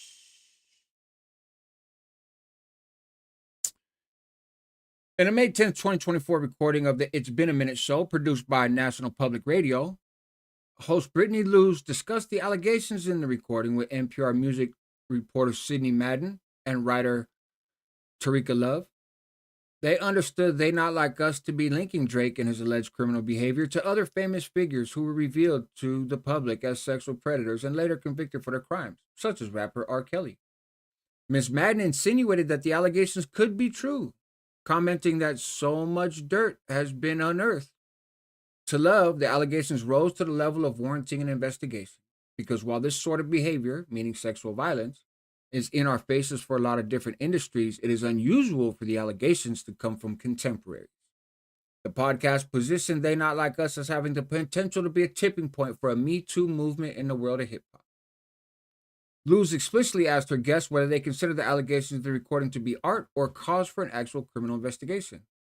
Ms. Madden answered by pointing to the trial of rapper Young Thug, who was recently criminally prosecuted in Georgia on RICO charges in a case where the prosecution relied heavily on rap lyrics as evidence.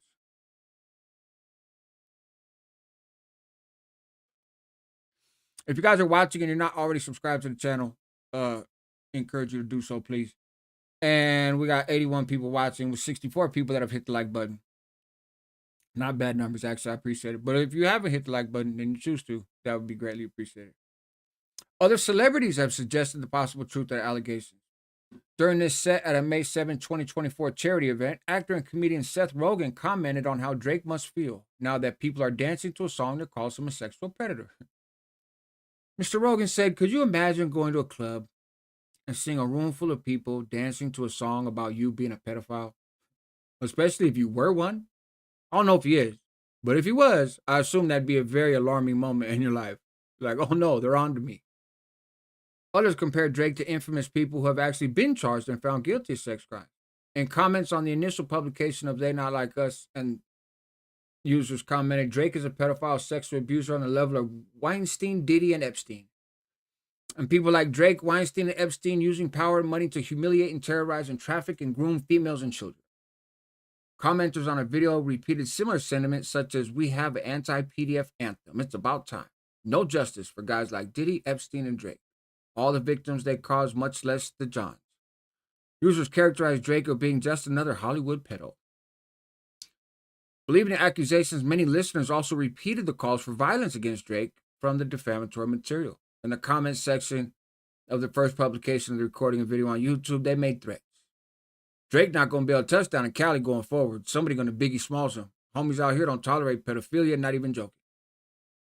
Drake better come with Secret Service type security if he plans on going through LA, and even then that might not be enough. They not like us," laughing emojis. Drake can never go to LA without Secret Service level security now. On X, the references to violence continue. This is one of those situations where you just kind of gotta kill yourself if you're Drake. Other commenters reveled in the idea of Drake suffering from sexual assault in prison. Even nerds know if you're messing with kids, you don't go good in jail. And everyone dancing to Drake being a pedo getting violated in prison. Belief in the defamatory material persisted in direct response to Drake's denial of claims on The Heart Part 6. The social media reactions described in paragraph 170 to 180 of FAR are just a tiny slice of the public vitriol caused by UMG's defamation of Drake. The spewing of hate against Drake has not been limited to social media. The public has leveraged multiple other platforms to repeat the lies and defamatory material. For example, users have, I'm telling you about the internet's undefeated. Users have edited the address that appears on Google Maps and Apple Maps at Drake's Toronto address to read, "Pedophile lives here, and he touches little girls." In the summer of 2024, users updated the description of Drake's Toronto address in rideshare applications Uber and Lyft. They have edited the address to read, "Drizzy touches kids, Drizzy's fun time chamber, and a minor."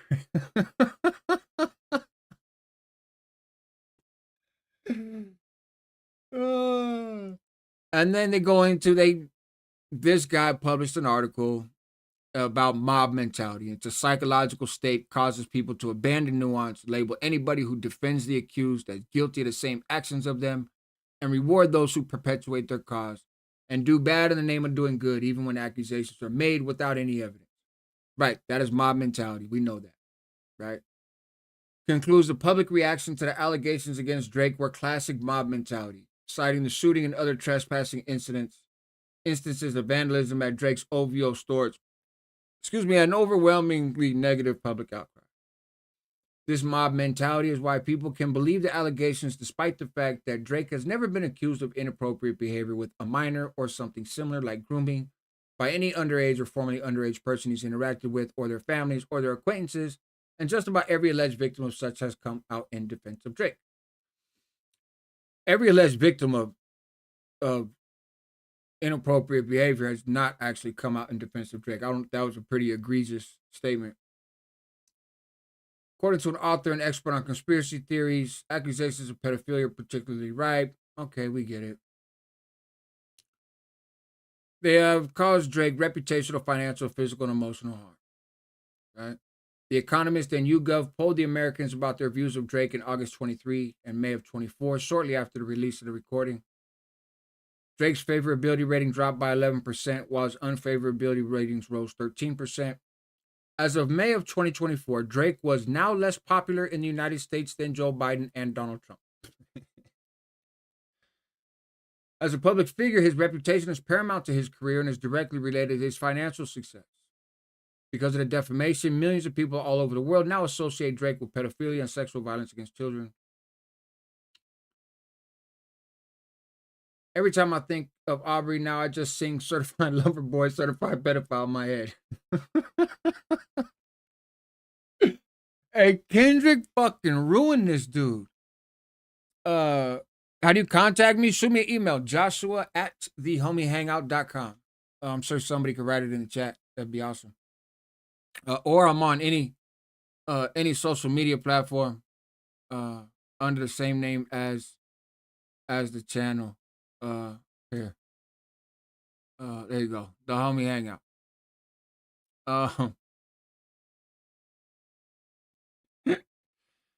Hey, Kendrick fucking ruined this dude. Drake may or may not recover from this. Either way, it's just never going to be the same for him. I don't think his rap career is dead, but enough questions have been asked, so there should be a notable impact on his career. What am I supposed to tell my kids when they ask me if these allegations are true? They did not even know Kendrick's music well, but identified a feeling in Kendrick's music that resonated with their truth. These words are scathing to any listener. I got some decisions to make after this because I can't play Drake in my car with this narrative floating around. It's dangerous. Never took Drake seriously. He's Canadian. He was in Degrassi. That stuff makes it hard for me to take him seriously. I thought that's why Kendrick went after him. Now that it's more serious than just Drake being fake, I'm like, wow, if I knew all this, I'd hate Drake too. This is checkmate for Drake. Because how exactly would you respond to somebody calling you a sociopath, a deadbeat, and a pedo? As for Kendrick Lamar, I just want to know how he found out some of these things and what took so long to call him out. Kendrick must truly fucking hate Drake for some reason. Makes me inevitably think there might be real merit to the pedophile claims. Sorry, Drake. Kendrick is literally making me think it. Jesus Christ, talk about winning a rap beef. This reputational harm caused Drake financial harm and the amount to be proven at trial. It should have known the statements published about Drake would cause substantial harm. That basically he can't, what they're saying is, in essence, he can't come back from it, right? That he can't, they're like, look, he can't come back from it. It's so severely damaged Drake's standing in trade and community that undoing the reputational harm caused would require a massive and expensive corrective campaign. Not just the fact that false allegations have been spread to millions around the globe, it's also the intensity with which people believe the allegations. Changing people's minds, particularly about deeply held beliefs, take repeated messaging from trusted sources. When UMG and Sir Grange were accused of aiding and abetting P. Diddy's criminal sex acts in 2024, they moved to dismiss the complaint and called the accusations offensively false. And so it again draws that comparison, right? And so they, like I said, they've gone with that. He should have stayed with the love songs, right? Right? Because so let me wrap this up. It's about done. And then we can have a bit of a conversation around this, right? So there's the claim, defamation, right? Called him a sex offender, harassment, and What does he want for it? Respectfully request a judgment in favor or against UMG for nominal damages, compensatory damages, including general, actual, consequential, and special damages. That's damages on all levels. Like, pay me back for what I've lost, pay me for what has been hurt, pay me for what I've actually spent, pay me to show that there's a consequence for doing this to people, and pay me just because it was really fucked up. Okay? And punitive damages, and reasonable and necessary attorney fees, and reasonable and necessary cost of the suit, pre-judgment and post-judgment interest at the highest lawful rates. So if you decide that I get $100 million, but this lawsuit takes a year, I want interest for the year I've been fighting it on that $100 million, and I want interest until I'm finished being paid that $100 million, right? But this is a big one. Declaratory relief stating that the statements published and promoted by UMG and those attributable to UMG as reasonably foreseeable republications identified within this complaint individually and collectively were and are false. Okay? So he wants Universal Music Group to say, hey man, ain't none of this shit true. And we've known it wasn't true, and we said it anyways. And then also injunctive relief, enjoining, which is forcing Universal Music Group from making statements about the popularity of the recording, image, or video that it knows to be false based on fake streams or pay for play. In other words, they can't promote it anymore. Don't talk about how this is a great song. Such other and further relief as the court deems appropriate. I mean, hey now. It's interesting because if you look at these attorneys, I don't know the attorneys themselves. I might look them up. But K Street in Washington, D.C., right? K Street is the main street for lobbyists, lobbying in Washington, D.C. Like all the special interest groups, the PACs, all that stuff, they're all right there on K Street. That's the place to be to get the attention of elected representatives in Congress.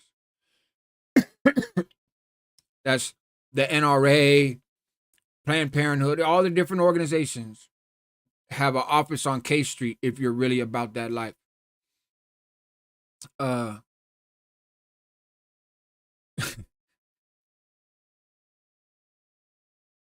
right. That was a lot of reading. That's an hour and 47 minutes.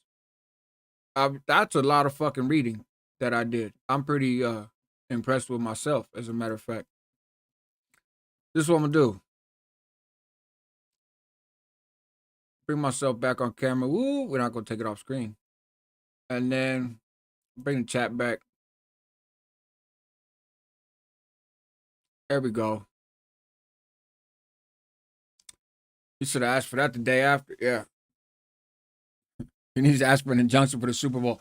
I think they're going to want, basically, like anytime the song is played, they're going to want a footnote, a little scrolling footnote that says, these are allegations that we know not to be true. You know? Can you imagine that, though? You're watching the Super Bowl performance, and a little bar comes across the bottom of the screen. Drake's not a pedophile. He ain't never touched little kids. No reason to believe this is true. It's just a song. They don't do that when people talk about smacking folks, right? This rapper hasn't actually killed 26 people, you know? How many other rappers taking other rappers to court or defamation lawsuits on some rap shit? Pantera 56, nothing compares to this. Nothing compares to this.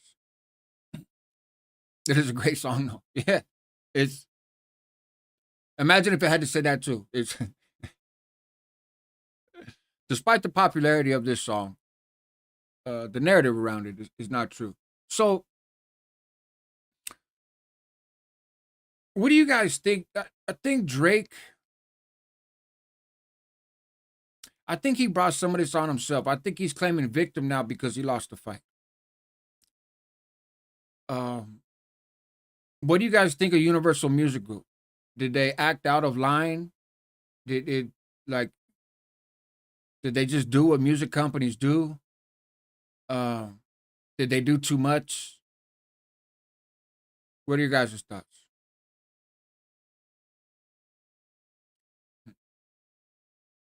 I guarantee this video's flagged, right? Many damn words I said that YouTube can't handle. See what it says now. Uh,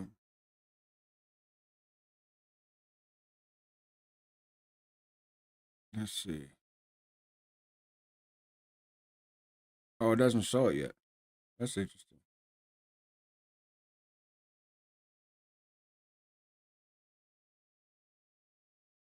You guys aren't answering my questions though.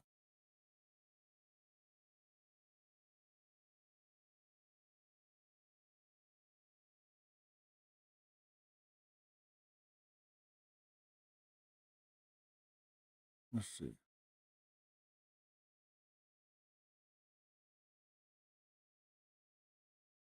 Calling someone a pedo without paperwork is not cool. Not Adam 22. It's not Adam 16, right? That's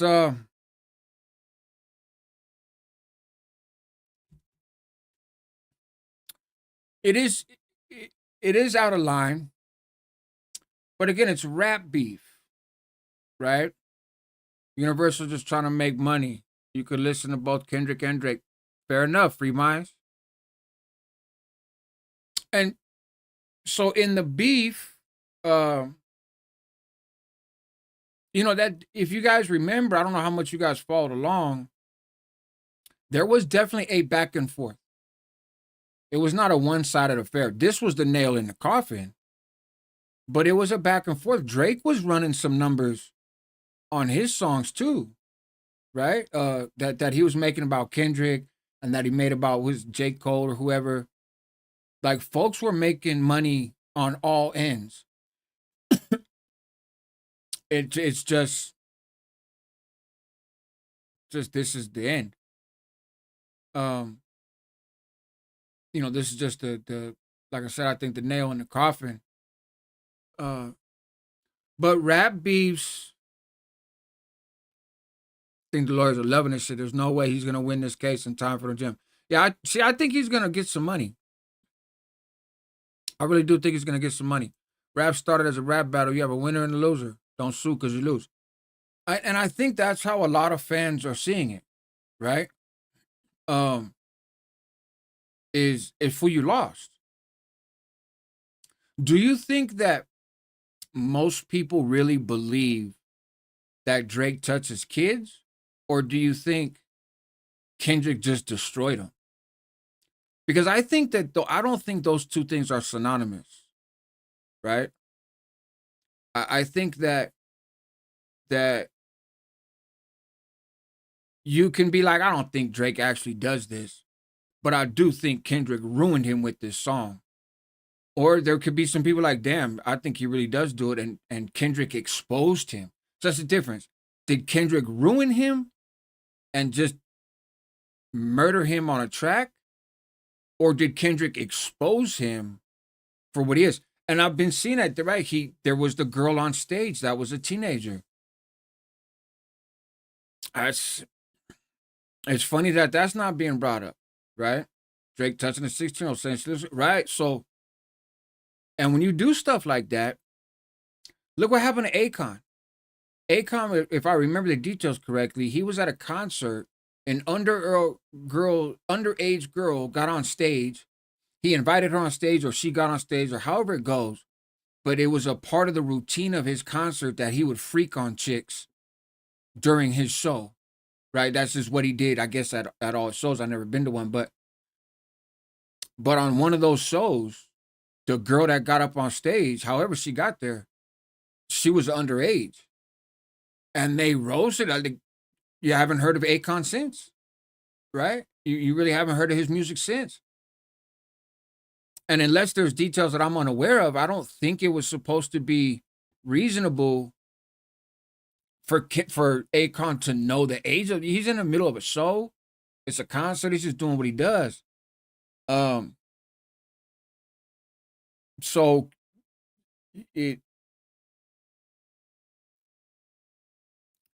I'm no expert in rap beefs, Okay. But Drake lost the rap battle. Most people have a laugh and move on. Then there's others that pull the thread and go, right. We need to investigate it's been a Diddy part for real.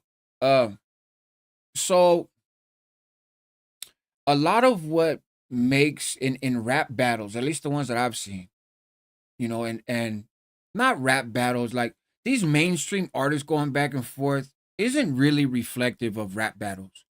Just like when you hear somebody at a cipher, most of the time that shit's written down. It ain't freestyling. Like Freestyle Friday did not have a whole lot of freestyling, right? It had people writing to sound freestyled when they went in there. Um, but in original rap battle competitions, right, the underground shit, what makes you successful in breaking down your opponent is if there's something you can pick at, right? Whether it's their appearance, their religion, like them real rap battles don't hold no bars. Like it's not for the faint of heart, right? Your religion, your race, what you look like, where you come from, what your fucking shoes look like if you ever, been in a fight before, anything. And they'll take something and exaggerate it, blow it out of proportion, exaggerate it, twist it and tweak it and play with it, but it's rooted in something that the audience is aware of, right? And you exploit that to break them down. It can be argued that that's what Kendrick did with this 16-year-old on stage. Hey, you complimented an underage girl. I'm going to take that, which that's not cool. That doesn't mean you're a pedophile, but that's not cool. And I'm going to spin this narrative. I'm going to exploit that actual thing and turn it into something for the purpose of throwing back at you and shutting you down. That's rap battles. That's battle rap, right? So Kendrick kind of paid homage to that old school battle rap style. If you say something to the other person, as you're rapping, when it's your turn and you say something and they're able to take that little piece of what you said and twist it into something else, right? Then you're screwed. You're done. Right? It's the equivalent of clipping people now on YouTube, right? I haven't seen the video, so if you watch it, wow. Yeah, I haven't seen the video. But I believe you. Shout out Free Minds, Fonzo, man. That's the homie. It's it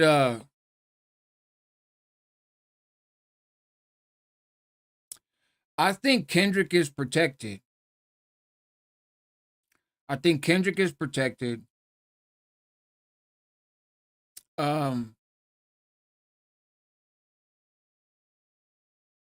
Like I said, and I'm curious curious your guys' thought on this, and maybe I'll grab one of the homies and bring him on, man. But what I saw in the reception to They Not Like Us, right, is, and it's not my place to say these things. I'm commenting on what I observed, right?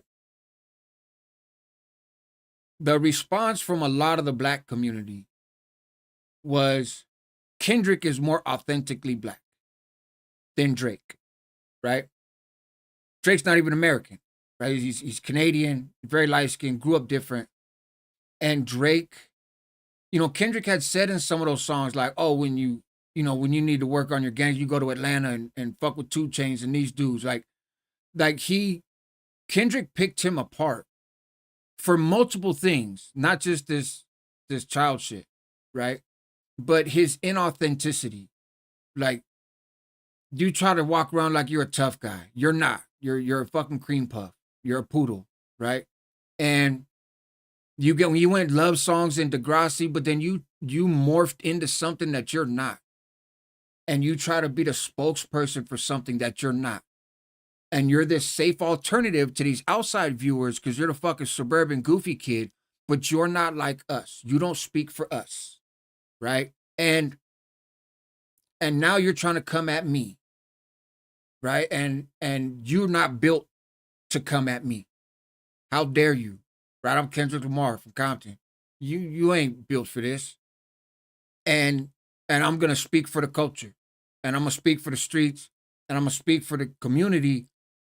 You're an outsider, right? That's all you are. They not like us. You're not like us. To me, that was the more brutal diss, if you will, was that just picking him apart as a culture vulture, right? And inauthentic and everything else. And I think in terms of ruining him, I think that did more harm than the allegations of the kids because there is some real truth. I think that stings more. This was just the nail in the coffin. So to some fans, this child stuff may be the biggest deal. Um, but I don't think that's the biggest deal. Not that it's not a big deal, but I don't think that's the biggest deal to other um to other issues. Just, Drake just got destroyed in that beef. He just got fucking destroyed on all levels. And it's such a bad, it is so consistent with what Kendrick Lamar painted him out to be, right? The caricature that Kendrick Lamar painted Drake out to be is validated by this lawsuit, right? If people weren't sure if Kendrick went too far with the whole "they not like us," he just sealed the deal. Now he just convinced people that were on the fence. Well, you really this fragile, soft ass motherfucker filing a lawsuit because you like, man, if you don't knock it off, right? And so it's it's a mess. It's a mess, and I do think he has an argument um about the real, about the business practices of Universal. Um, Drake's reputation got ruined by his own doing. Yeah, yeah, I think he steps outside of his lane. He started reading his own headlines. He thought too highly of himself. Oh, you the man now, huh? You're that guy, huh? Okay, well, humble yourself, you know. And he got humbled. Um, Again, if I was on the receiving end of that level of an accusation that was that systematically and effectively executed, I'd want some kind of revenge too. Um,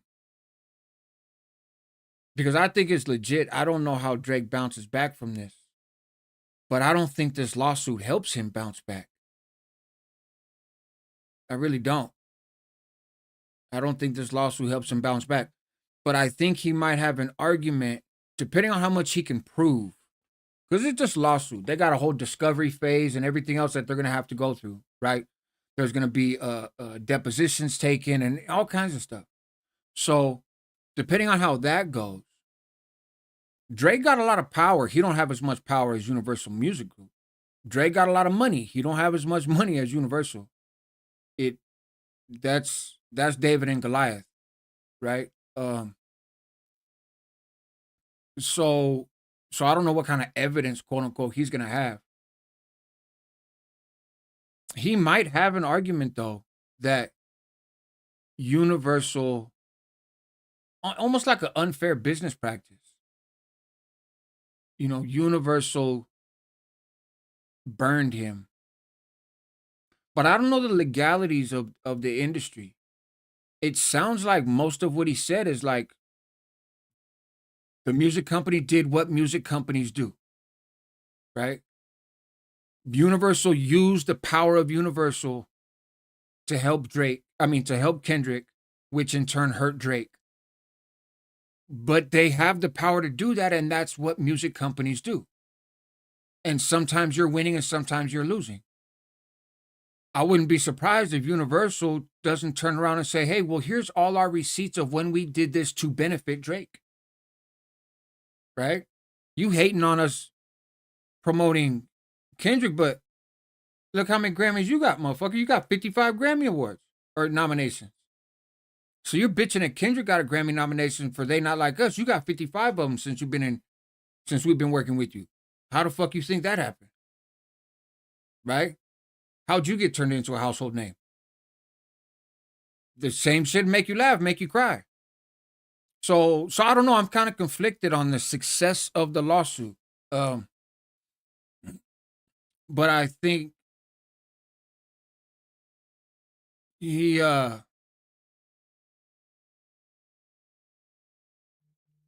don't know. Defamation laws, they're hard to prove, but the fact that his life was in danger and he communicated that his life was in danger. And the proof is on Kendrick. I mean, the proof is on Drake. From what I remember of this kind of law, and it's not law that I have messed with very much in recent years, but if I remember correctly, the burden is on Drake to prove that Universal had no reason to believe any of this was true. Right?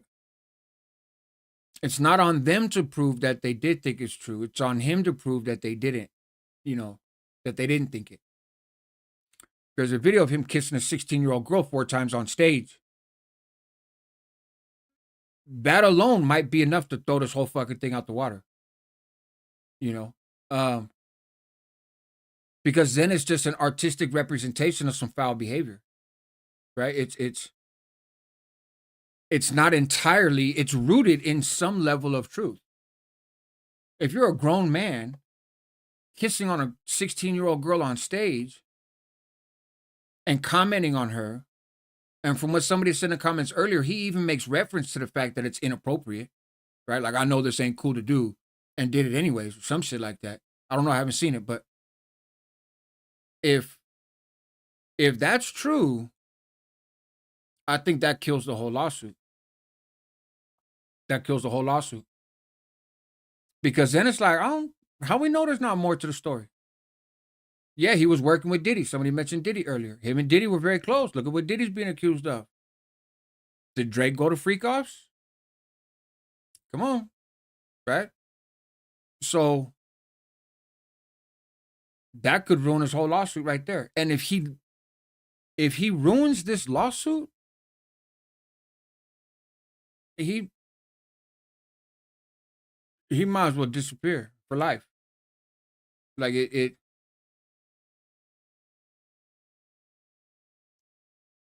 in the public's mind, he's done for. In the majority of the public, right? In the rap community, for sure, he's done for.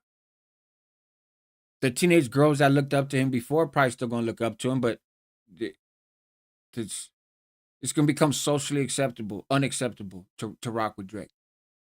He's not gonna be a household name. He's not gonna be put in front of everybody anymore because it's Universal that did that. His other business ventures, the face of the Raptors and all this, they ain't gonna keep doing that. You can't keep doing that. So he's already lost a lot. Then if he loses this lawsuit, because defamation lawsuits are very difficult to win, if he loses this lawsuit or drops it for whatever fucking reason, which it sounds like Universal is willing to have the fight, and they have the money to do it, right? They have the resources. They got a shit ton more than Drake, right? So if they fight this all the way through, the longer this stays in the headlines, the worse it is for Drake. And if there's anything leaked from that, those depositions or anything else of like, hey, Drake actually does have some inappropriate allegations. We don't know about anything criminal. We don't know anything about, stuff that extreme. But inappropriate, yeah. So how is it not possible that it could have been worse? Then he's really fucked.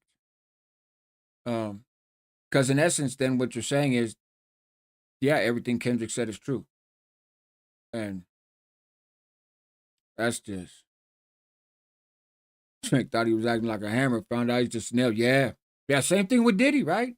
Diddy thought he was a hammer too, and found you. No, you're not. No, you're not. Not in the grand scheme of things.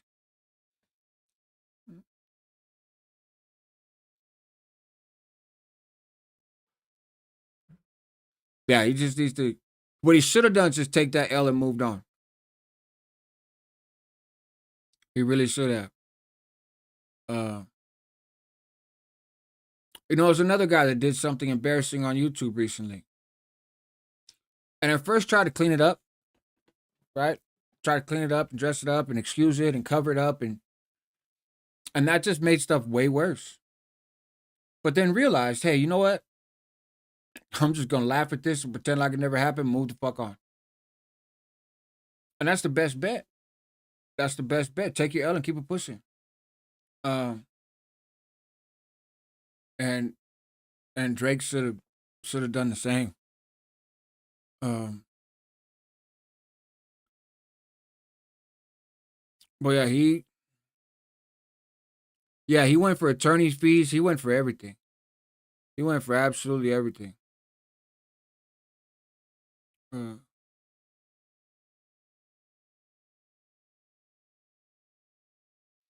yeah, it's. I'd want to hear the depositions. I wouldn't. I can't jump to a thing now. Somebody asked about injunctions. Yeah, I didn't know Kendrick grew up in Oakland either. I thought that was a reference to a show that Drake had just done or had scheduled. Um,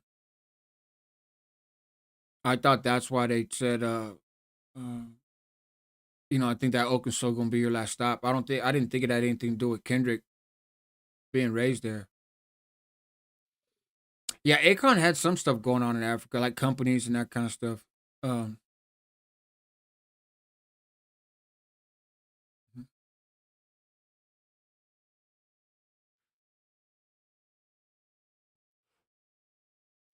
yeah, that's Fonzo, all that stuff about the stage. I think that might be the end of that might be the end of the lawsuit right there. You know, don't play the game if you can't play it better than the other guy, man. That's true, Paul Miller. Yeah, it's. But I think that a lot of folks. What's up, Cisco? Good to see you. Oh, I got nothing on Maurice. I don't even pay attention, man. Well, hopefully, unalives himself. Um, so I don't. If you're going to some of these dudes, they get some power and they get some influence, and they're surrounded by yes men, right? It's Biden surrounded by people that are like, you could have beat Trump. You get power and you get surrounded by people who won't tell you the truth, and you start thinking you're bigger than the program.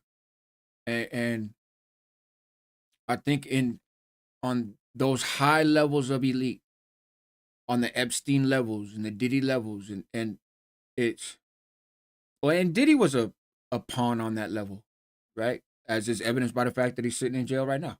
Um, but you start playing around in those circles with the truly powerful people in this world. Um, you you think you're bigger than the program, and and you find out that you're not actually all that. You're all that to your fans. You're all that to the general public, but you're not all that to people like those who run Universal, right? And I don't know, maybe Drake pissed somebody off or something. Who knows? But it, I think he's through. I think he's through. Uh, but I wanted to put this out there because I've already seen some of the takes of like he's suing Drake, he's not suing Drake, right? And and I thought it was amusing. So for you guys that have been watching this, because I'll probably do like a summary video tomorrow, right? So for you guys that have been watching this, what do you think are the amusing parts or the interesting parts to point out in a video?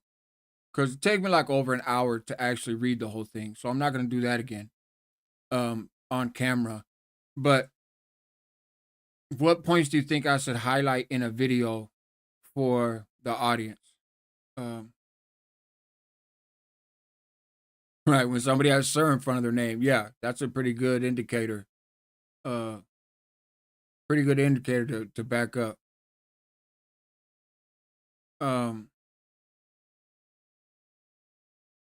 so yeah, let me know. Let me know what you guys think. What you guys think I should put out there. Um, oops, hold on. There we go. But that's craziness, man. Oh, it's the dude that started the Northern Riders, King Kong.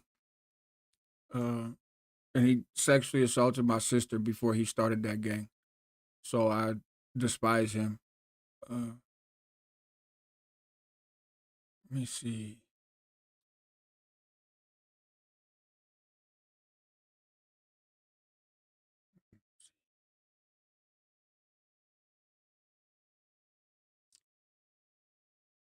Um,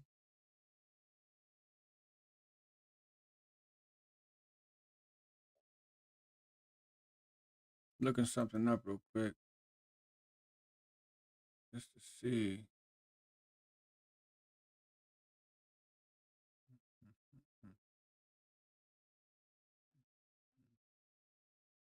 Oh, all right. I think I need to clear. We clear all these cookies and stuff.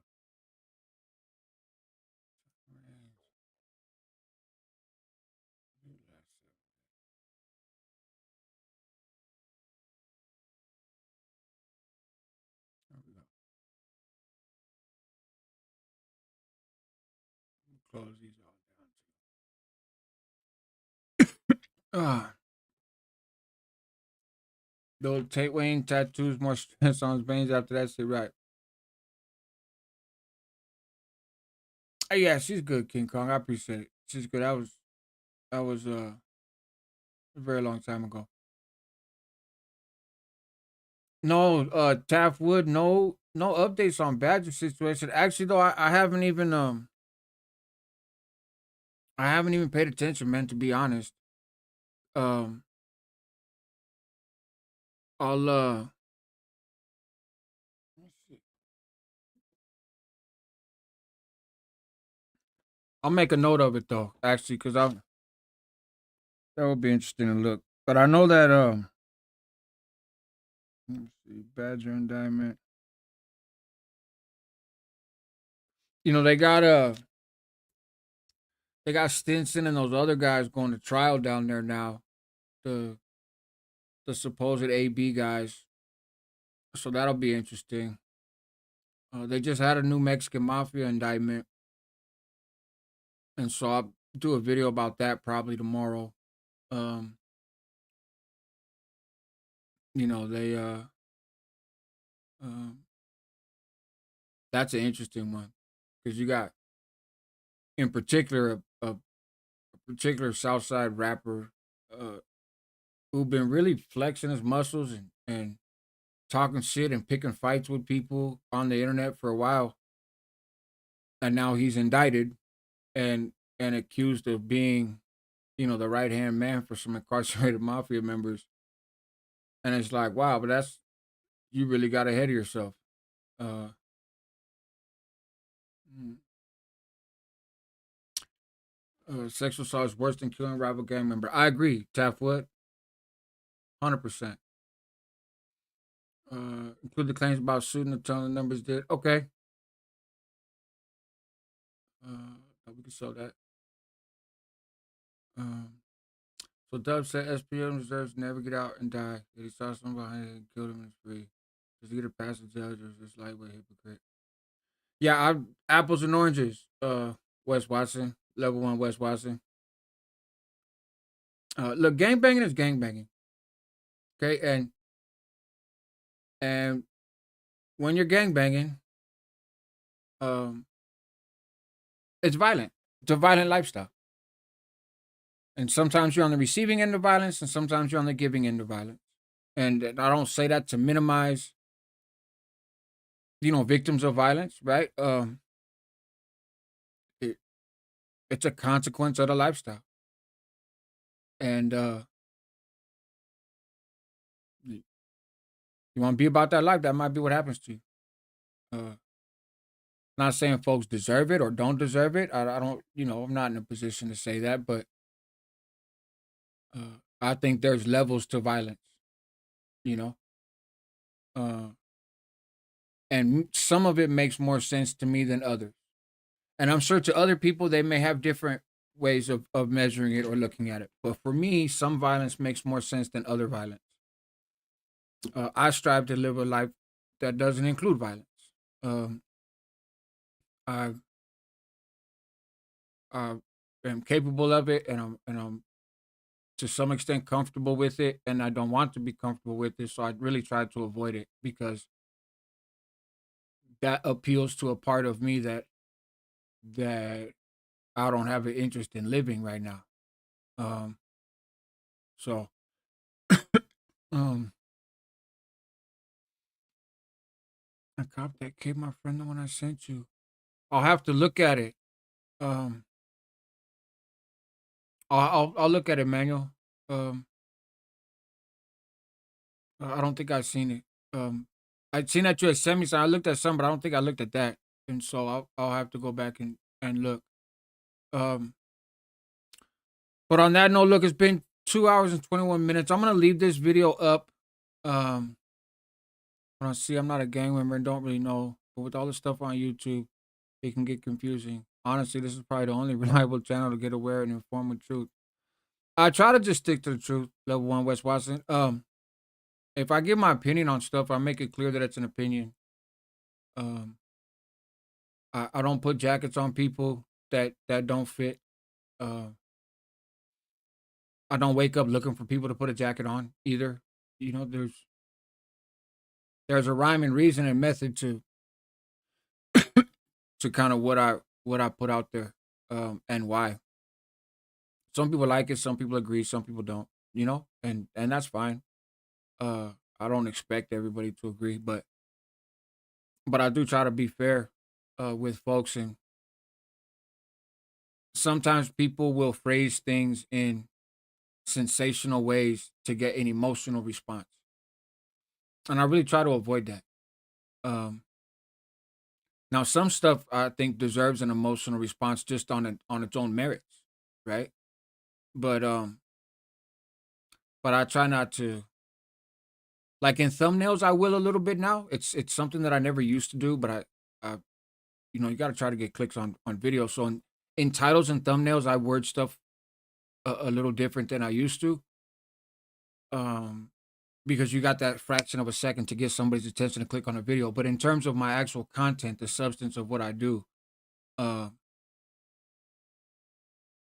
I try not to put stuff in emotional terms to to inspire response. Try to just give you the information and take it for what it is. Other people have different strategies, right? Of name calling and um, just uh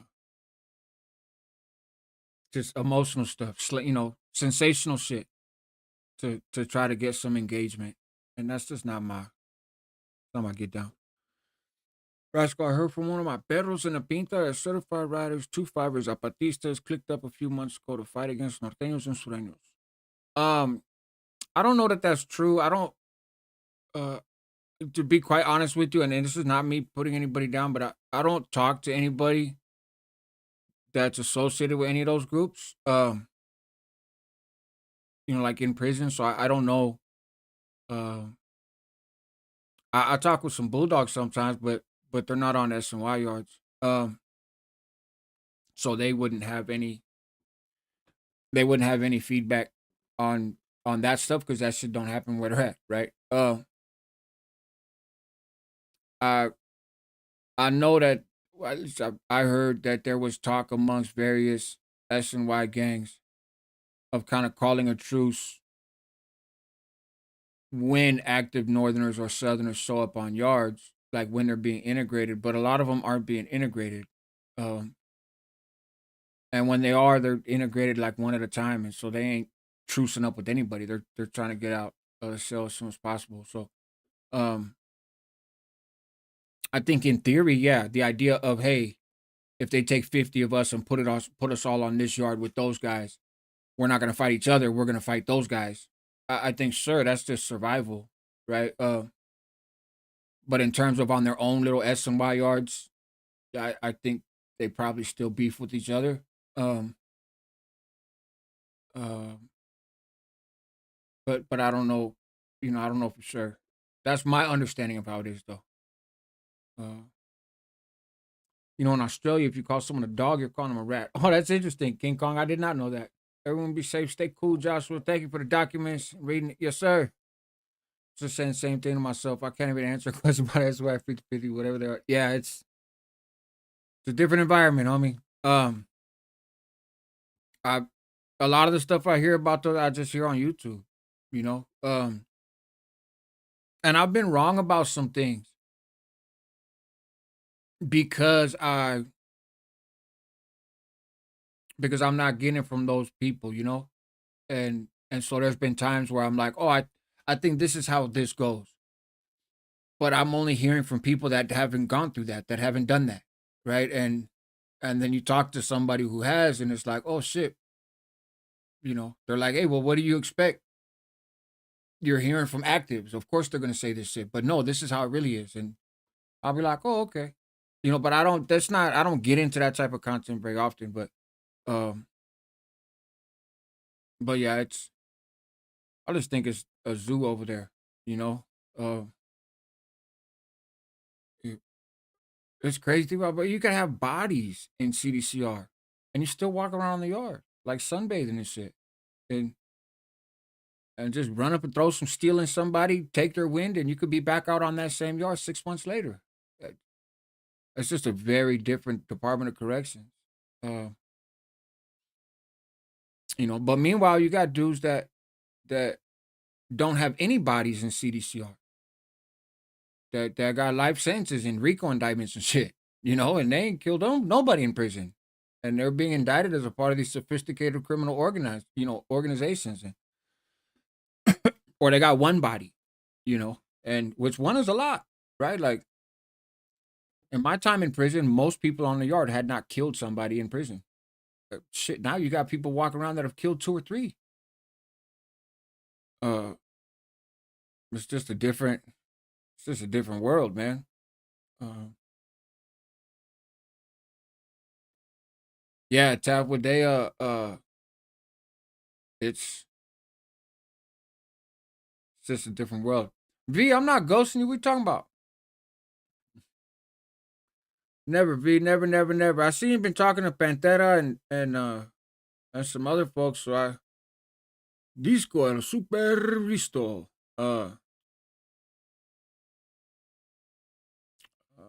Anybody live streaming Trump's inauguration? Good opportunity. Starts at 9 a.m.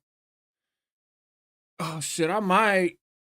I don't know. That's gonna be on every TV network though, man. And like I hope the best for him because he's the president of the United States as of tomorrow. And I think it's un-American to root against the president, whether you voted for him or not. Um, they're the fucking president, so you should hope that they do good, right?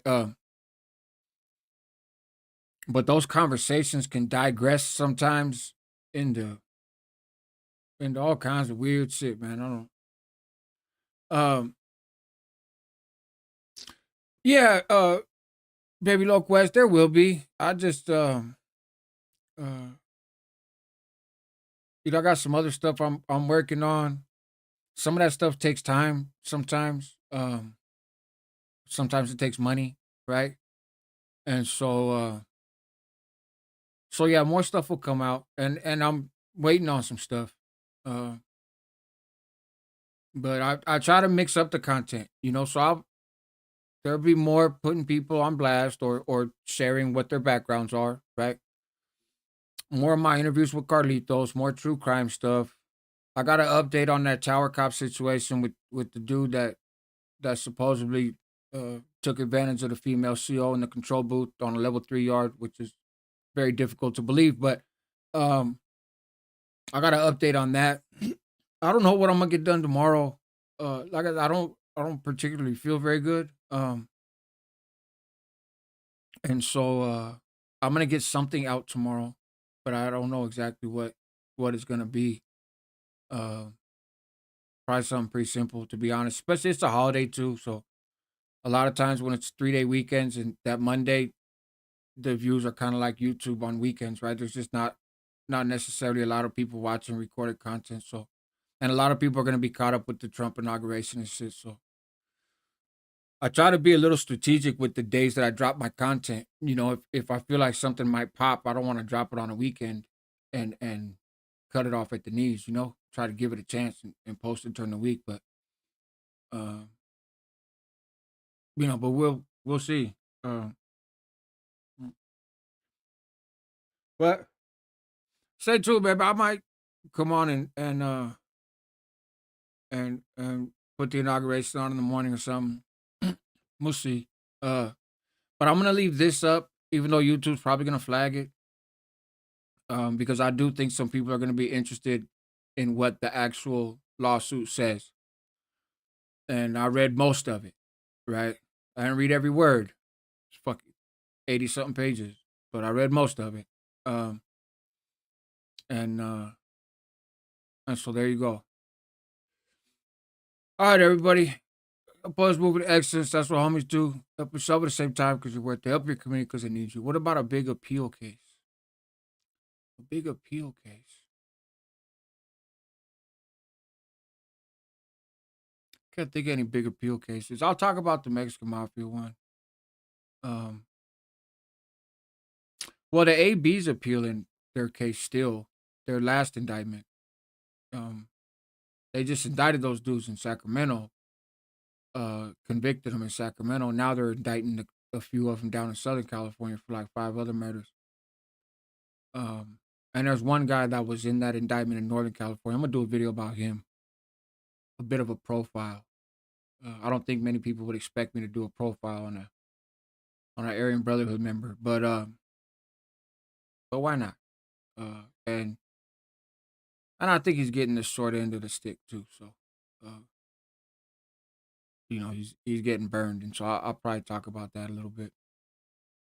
But anyways, guys, I'm gonna go, man. I appreciate you guys. Thank you for tuning in with me, man. It's 11:30. 73 likes, 71 people still watching. That's dope. And I'll check my emails and my DMs. So if you guys have got at me, I will be looking at those and circle back. All right, you guys, take care.